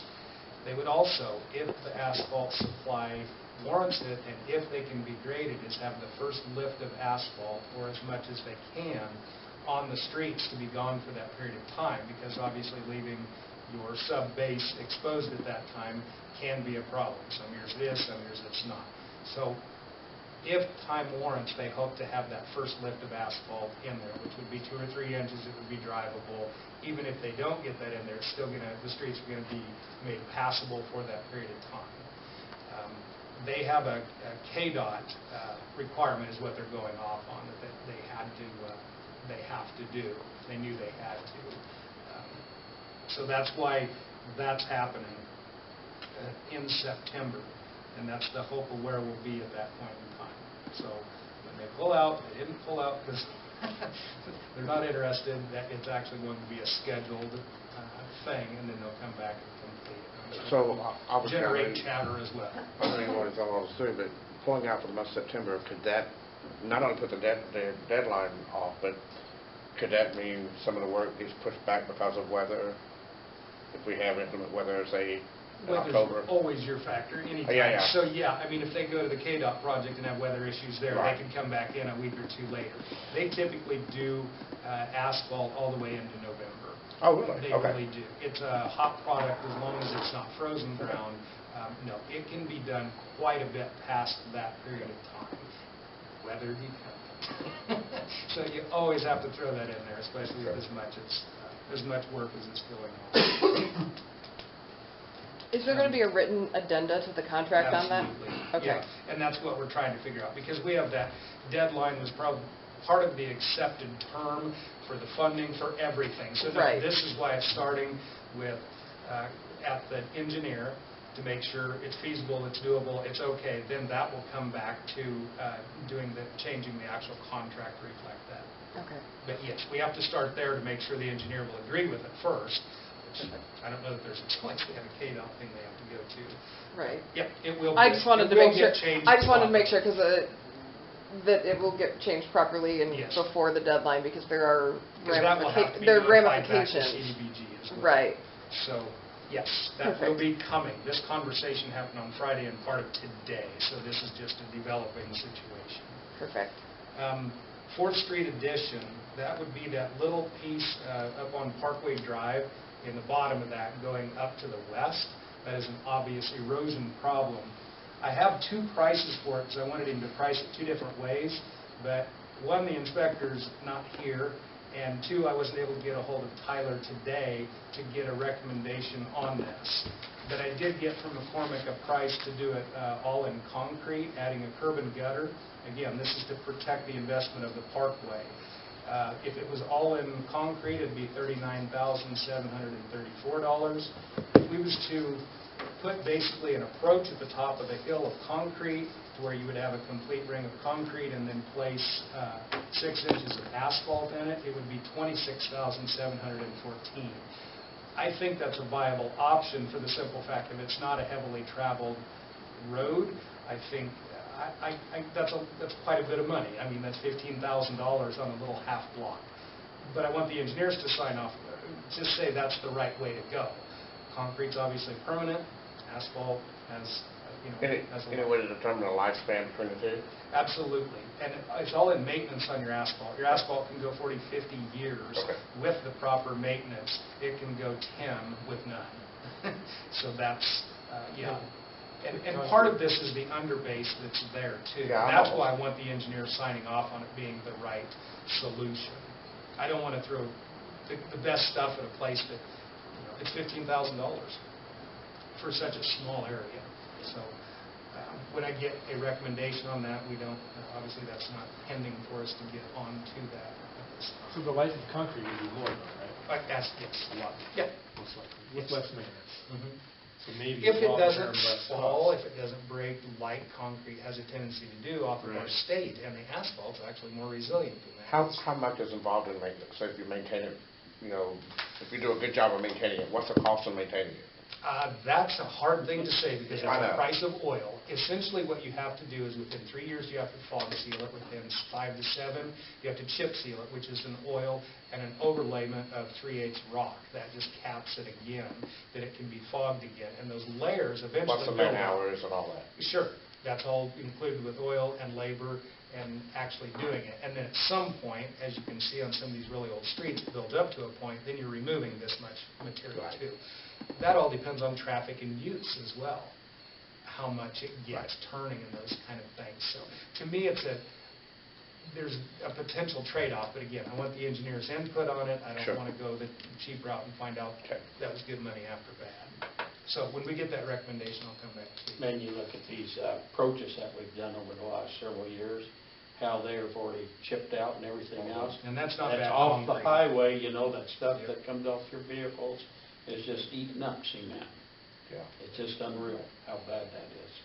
And I guess the biggest trouble I have with that is the state gets allotted a given amount of that brine, and along about March, they're up there putting it on when there's no chance of anything, just to get rid of it, and then you get a rain, and it gets so concentrated at that point, it just burns the top of any new concrete off. So that's why I guess I'm Sure. I'm leery of concrete, to be really honest Right. with you. I'm concerned about that pan. I've talked to the engineers about that down Parkway, because that is so important. I mean, that asphalt, I think, was 14 years ago, and it's just chewed it up in the middle of it, you know, from just that water trickle, and we're trying to address it with concrete, and then we have a runoff from the highway. So, anyway,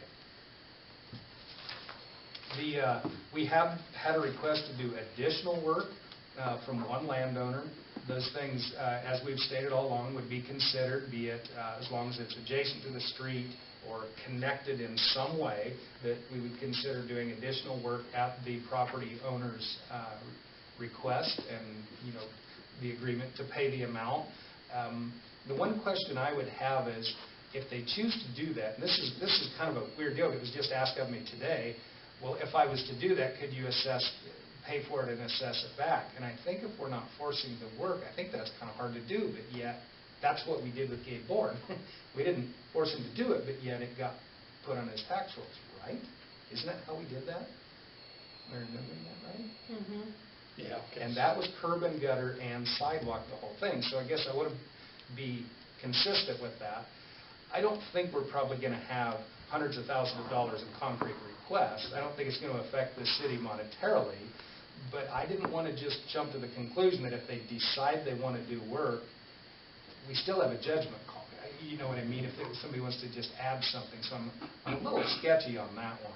If I recall with Gabe, he had to foot the bill for the sidewalk. The only thing the city put on the assessment roll was the curb and gutter. Could have been. That's what Could have been. I think that's I what know our there was ordinance discussion. states, yeah. Yes. And I think, if I remember right, he had to pay up front for the sidewalk, but we did put the curb and gutter. And I would like to look back at that one just as a recent example, just to be consistent with somebody who has maybe had to pay out of their pocket to do something. But, you know, if there's a situation where we have curb and gutter, where there's three pieces in the middle that we obviously didn't require to be removed, that they want their property look and they're willing to do that, then I think we probably should. It's curb and gutter.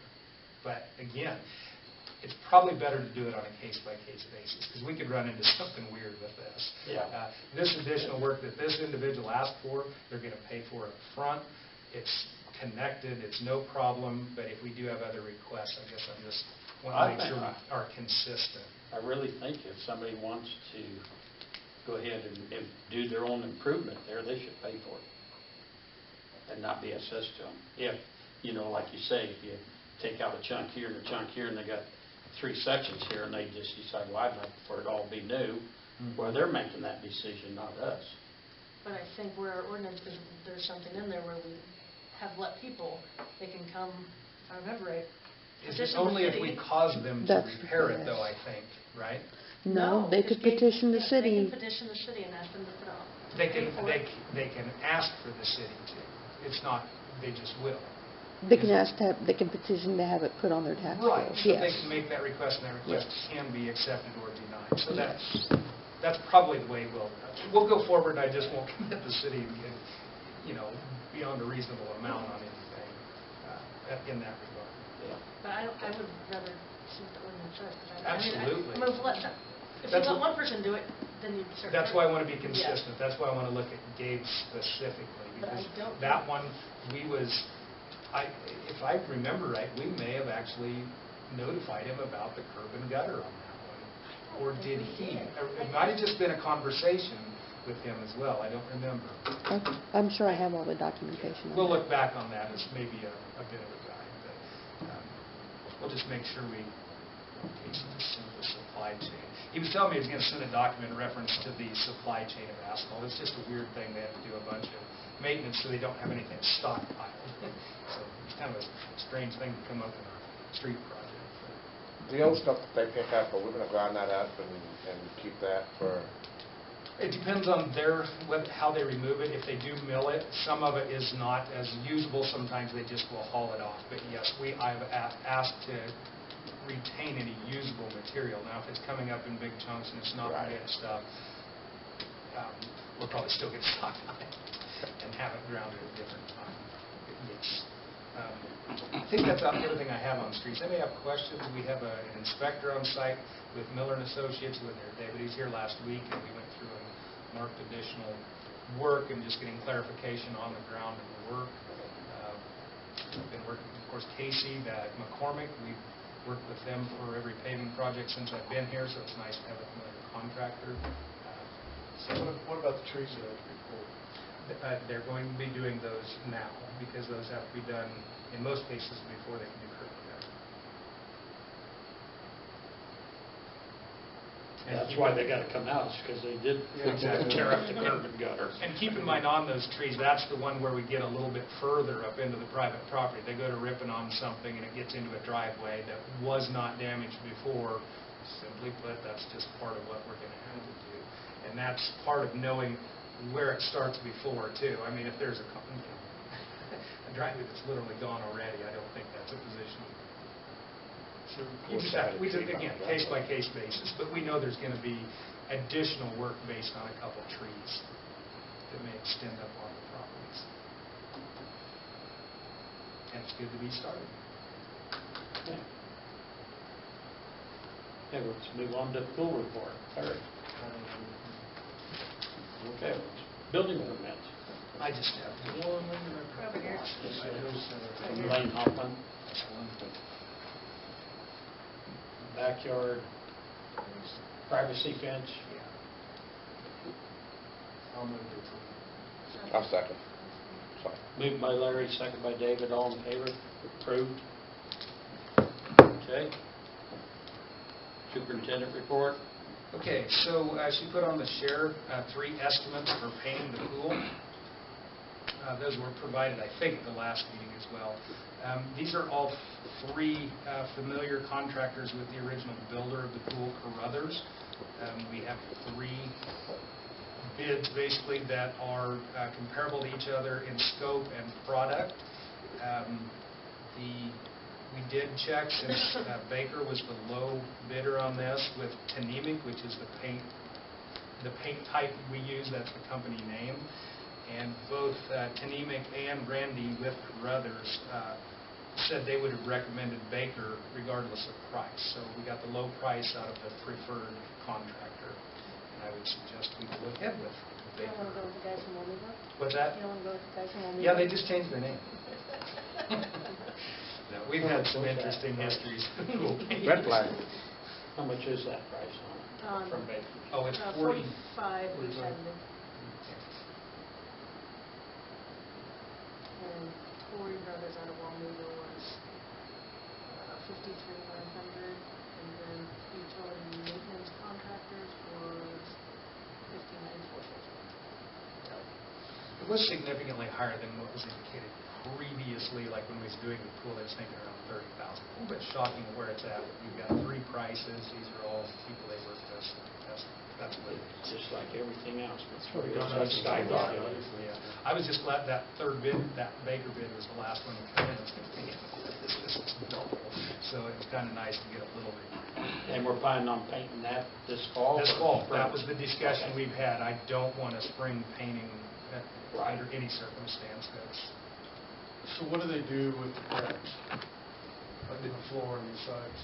Those are filled. They are filled? Yes, yep, that's just, the cracks are an absolute fact of any pool, and they do address them. It's not just painted, they're actually, materials removed and put down into the crack, and then it's painted. Which, at this stage in our pool, they don't look too bad. 15 years from now, they might be kind of interesting. Okay, do I hear a motion to approve the bid for the $45,870 from Baker's? So moved. Second. Moved by Amanda, second by David, all in favor? Approved. Okay, we took our first load to Hutchison. We made it there, we just didn't make it back. So that's why I missed the last meeting, had to go down to Waukene and put an AC compressor back on it and a new belt. We got it back. I've talked to Dave Fleming. Byron Moberly is interested in possibly running that trash truck back and forth as kind of a reprieve from his job, because it's, the recycle is a county thing, sharing labor, so I'm hoping that works out. But anyway, we did get our first load down there.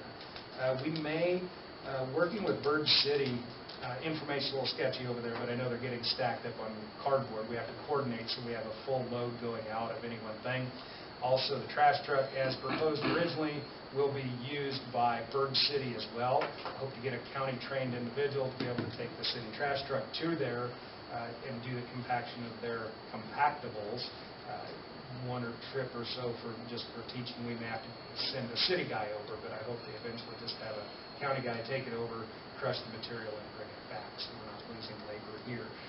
Different time of year, that's not as big of an issue. This year, it is. Had a phone call from the museum up on the highway proposing to move the space mixer from the location that's by the Roger should have been here. EMS building. Yeah. Whatever the case, they would like to put up a sign between the museum and the information center, basically Ron Evans, the birthplace of whatever, and just make a real nice sign of it and allow that thing to be removed. That thing's been talked about ever since I was here. I've been tempted to going by with the loader to take it down. The next thing you know, see people sitting in front of it taking a selfie in front of it. It's embarrassing. Anyway, they proposed to get a different way to advertise that. And I told them I would run it by the council, but I didn't think I would get much resistance on removing that. Talking about the concrete drum? Was that? The truck drum? Who put that up? I mean, Toad's White. oh, cool. Really? I didn't know. Probably 40 years, maybe more. Oh, Has it been? it's only been probably 25 years. It was there more than 5 years when I got here. No? I think it was like in the 90s? Was it? I'll bet it's 30.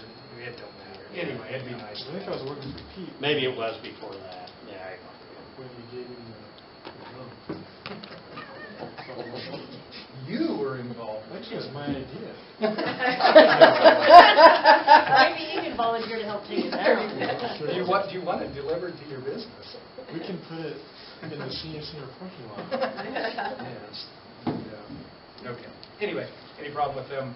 I think they're improving things. Excellent. Excellent. Cement. Ward Electric made it Space to town Camp. today. So the electric work is starting. We're going to do a continuation with a few exceptions on work that I think is a little more critical that's away from that. But yeah, they're back to work. American Boiler supposed to be here this week. They're replacing the boiler. Generator boiler? Huh? For the generator? The boiler. Yeah. Yeah. So everything's kind of happening all at once, but that's fine.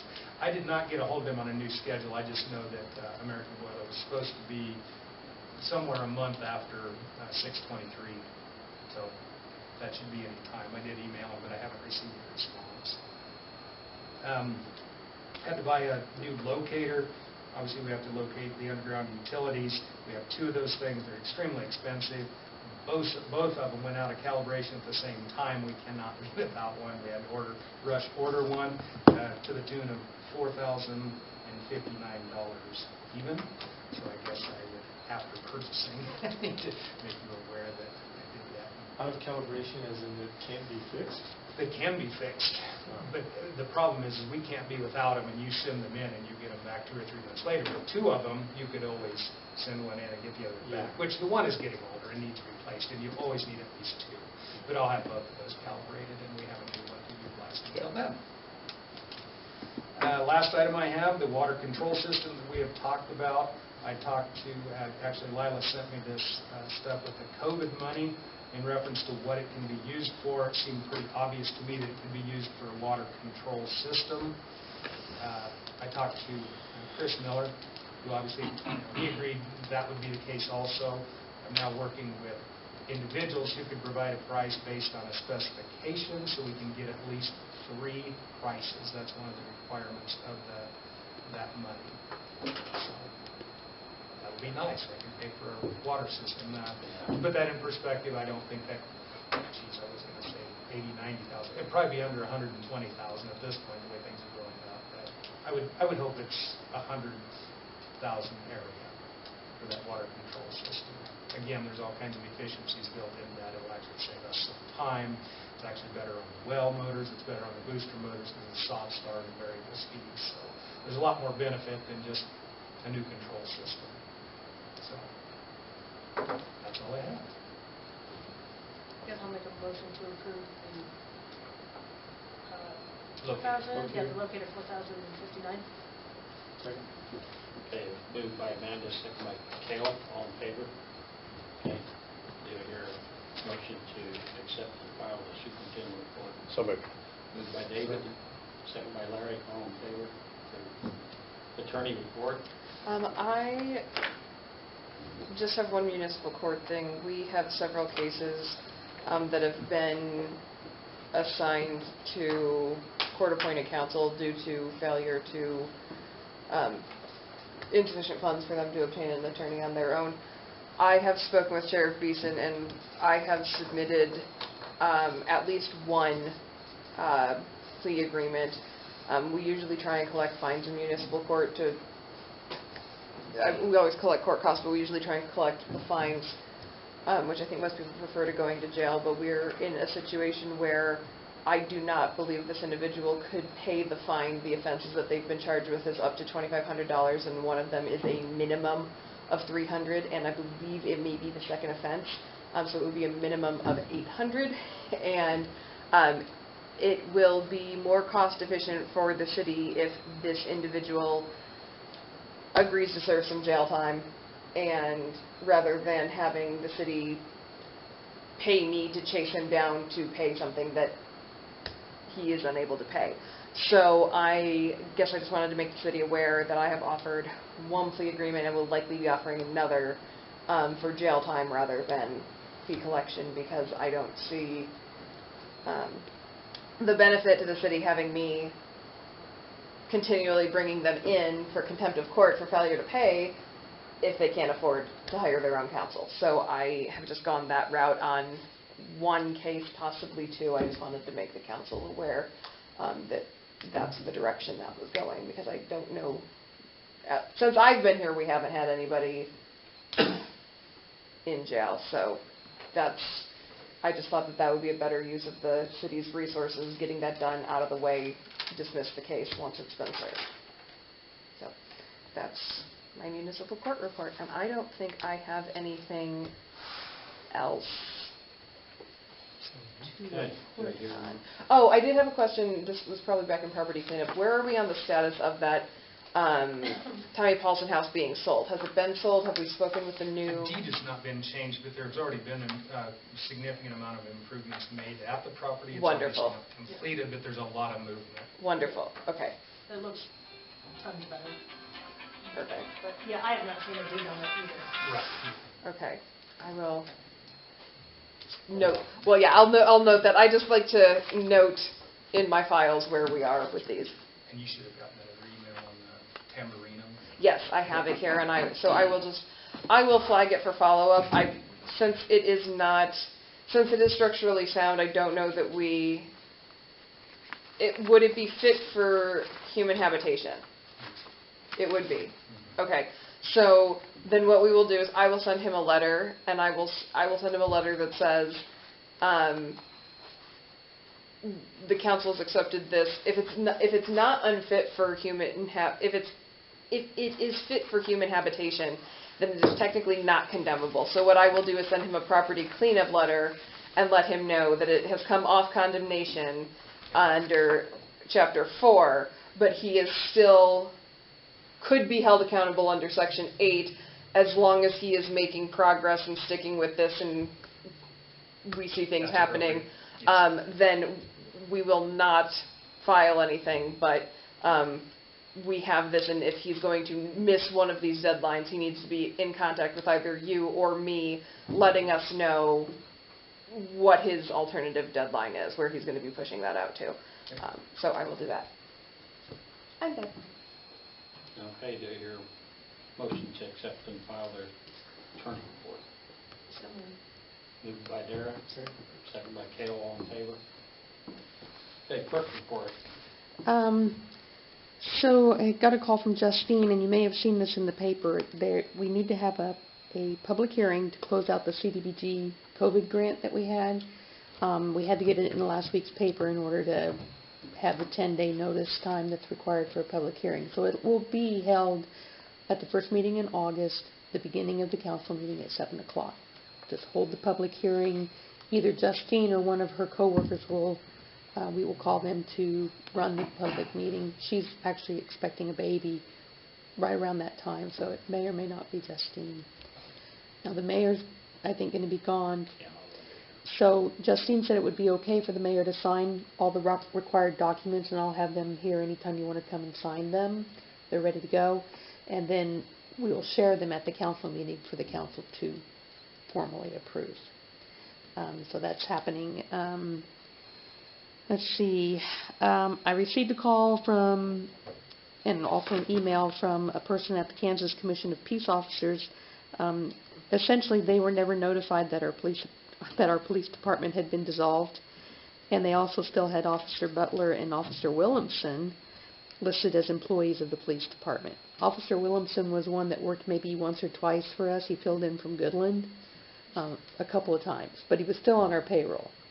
So it's not a big deal, but they do need, they needed a statement on city letterhead, basically stating that the department was disbanded for the mayor to sign, so I'll just read it. Effective December 31st, 2019, the St. Francis Police Department was disbanded. The City of St. Francis has contracted with the Cheyenne County Sheriff's Department to provide law enforcement services for the city. They just need that signed, and then there's a couple of documents here to indicate that those two individuals do no longer work for the City of St. Francis. So I'm going to pass those down and have the mayor sign those. What's that? It was supposed to have happened. I don't know what happened. I didn't do it. So if it was supposed to come from my office, it didn't. But I thought that was something that Cody was doing. But it doesn't matter. We'll get it taken care of, and as long as I have this, we'll be good. Have a good night. And then, Dara, you may have input on this. So we submitted 2 applications for the dog park, and we did get approved for the Hanson pass-through. The New Generation Fund is still showing a status of undecided. Yeah, tomorrow night. Oh, all righty then. Hoping for good news on that. Yeah. The LMI survey, we still have 255 non-responses. Our LMI count, which is the number of individuals that are under the LMI, not households but individuals, is 482. We need at least 612. That's the very minimum that we need to qualify for the CDBG grants. Justine encourages us to get more than that in case they reject any of the applications that we get. And there's a number of reasons why they can reject an application, or not an application, a survey. So with that said, the information that I have, I can't share in an open meeting. The names and the addresses can't be shared here, but I can email them to the council. Council, as the governing body, can look at those. We're going to have to go door to door. So I propose sending the list to everybody for you to look at. If they're your neighbors or people you know and you feel comfortable approaching, or however you want to do it, you'll just have to look at the list and then let me know which ones you want to take care of. And we'll just have to do the best we can. If we have to have... Do we have new forms in case they... Yes, surveys? I've already filled out. Okay. Surveys are ready to go. Oh, New okay. ones they're all ready to go. They're all numbered. Yeah, because most of them probably Yeah, we did the 2 mailings. I don't think another mailing is going to be successful. So Did the second one help any? Did you get some? we did get more. Yeah, we did get some more. So we do have to have them back to Northwest Kansas Planning and Development by August 20th. Justine says sooner than that would be better. That's the timeline, though. That's the absolute deadline to get them to Hill City would be, Hill City? Yeah, the 20th. So I will be sending you guys an email, and then you guys can let me know what you want to do. And then the only other thing I have is that traditionally the council has given the afternoon of the fair, a Friday of the fair, off as an employee holiday. Do you want to do that again this year? Yes. Okay. Yeah, that's all I have to say. Hey, do I hear a motion to accept this file? So moved. Moved by David. Second by Cale. All in favor? Council comments. David? Just pick up on where we left off the last meeting. We have 23 businesses that we're going to be doing ribbon cuttings for. Helen and I met with Mandy, and she's putting out an article letting people know that these ribbon cutting articles will be forthcoming. And so I was surprised. I thought we had 17, but we actually have 23, which is, it's a double-edged sword. It's a good thing, but it's also lets me know how long it's been since we've done this, and so how far behind the 8 ball we are. So we're going to do 2 a week until we get caught up, and we've got a bunch in Bird City, got a bunch here. So if anyone wants to be involved in the ribbon cutting photos, let me know. We'll make sure to coordinate, get you notified. But I think it'd be kind of cool to have, anyone who wants to be there, as well as city council, be a part of that as well. So. She'll let me know, because I do try to make them to Sure. I will. most of them, yeah. And do you want me to email you this list as well? Yeah, Okay. sure. Well, I emailed it to Lila, so I just did. So Oh, if you just wanted now, to, yeah, if okay. you wanted to disseminate that, that'd be great. Oh, sure. And then if you want to send me, like, the pictures and stuff, I can put them on our website. Yes, or whatever you want to and send me. Helen's going to write the articles. That way we can put it on the city website. Perfect. And you'll send out information when you're doing the ribbon cuttings? Okay. And would it be easier if I could send that to Lila and have Lila? Okay. Yeah. That'll work. Okay, Carol. Amanda? There? Larry? Okay, well, like you already heard, I will not be at the next meeting.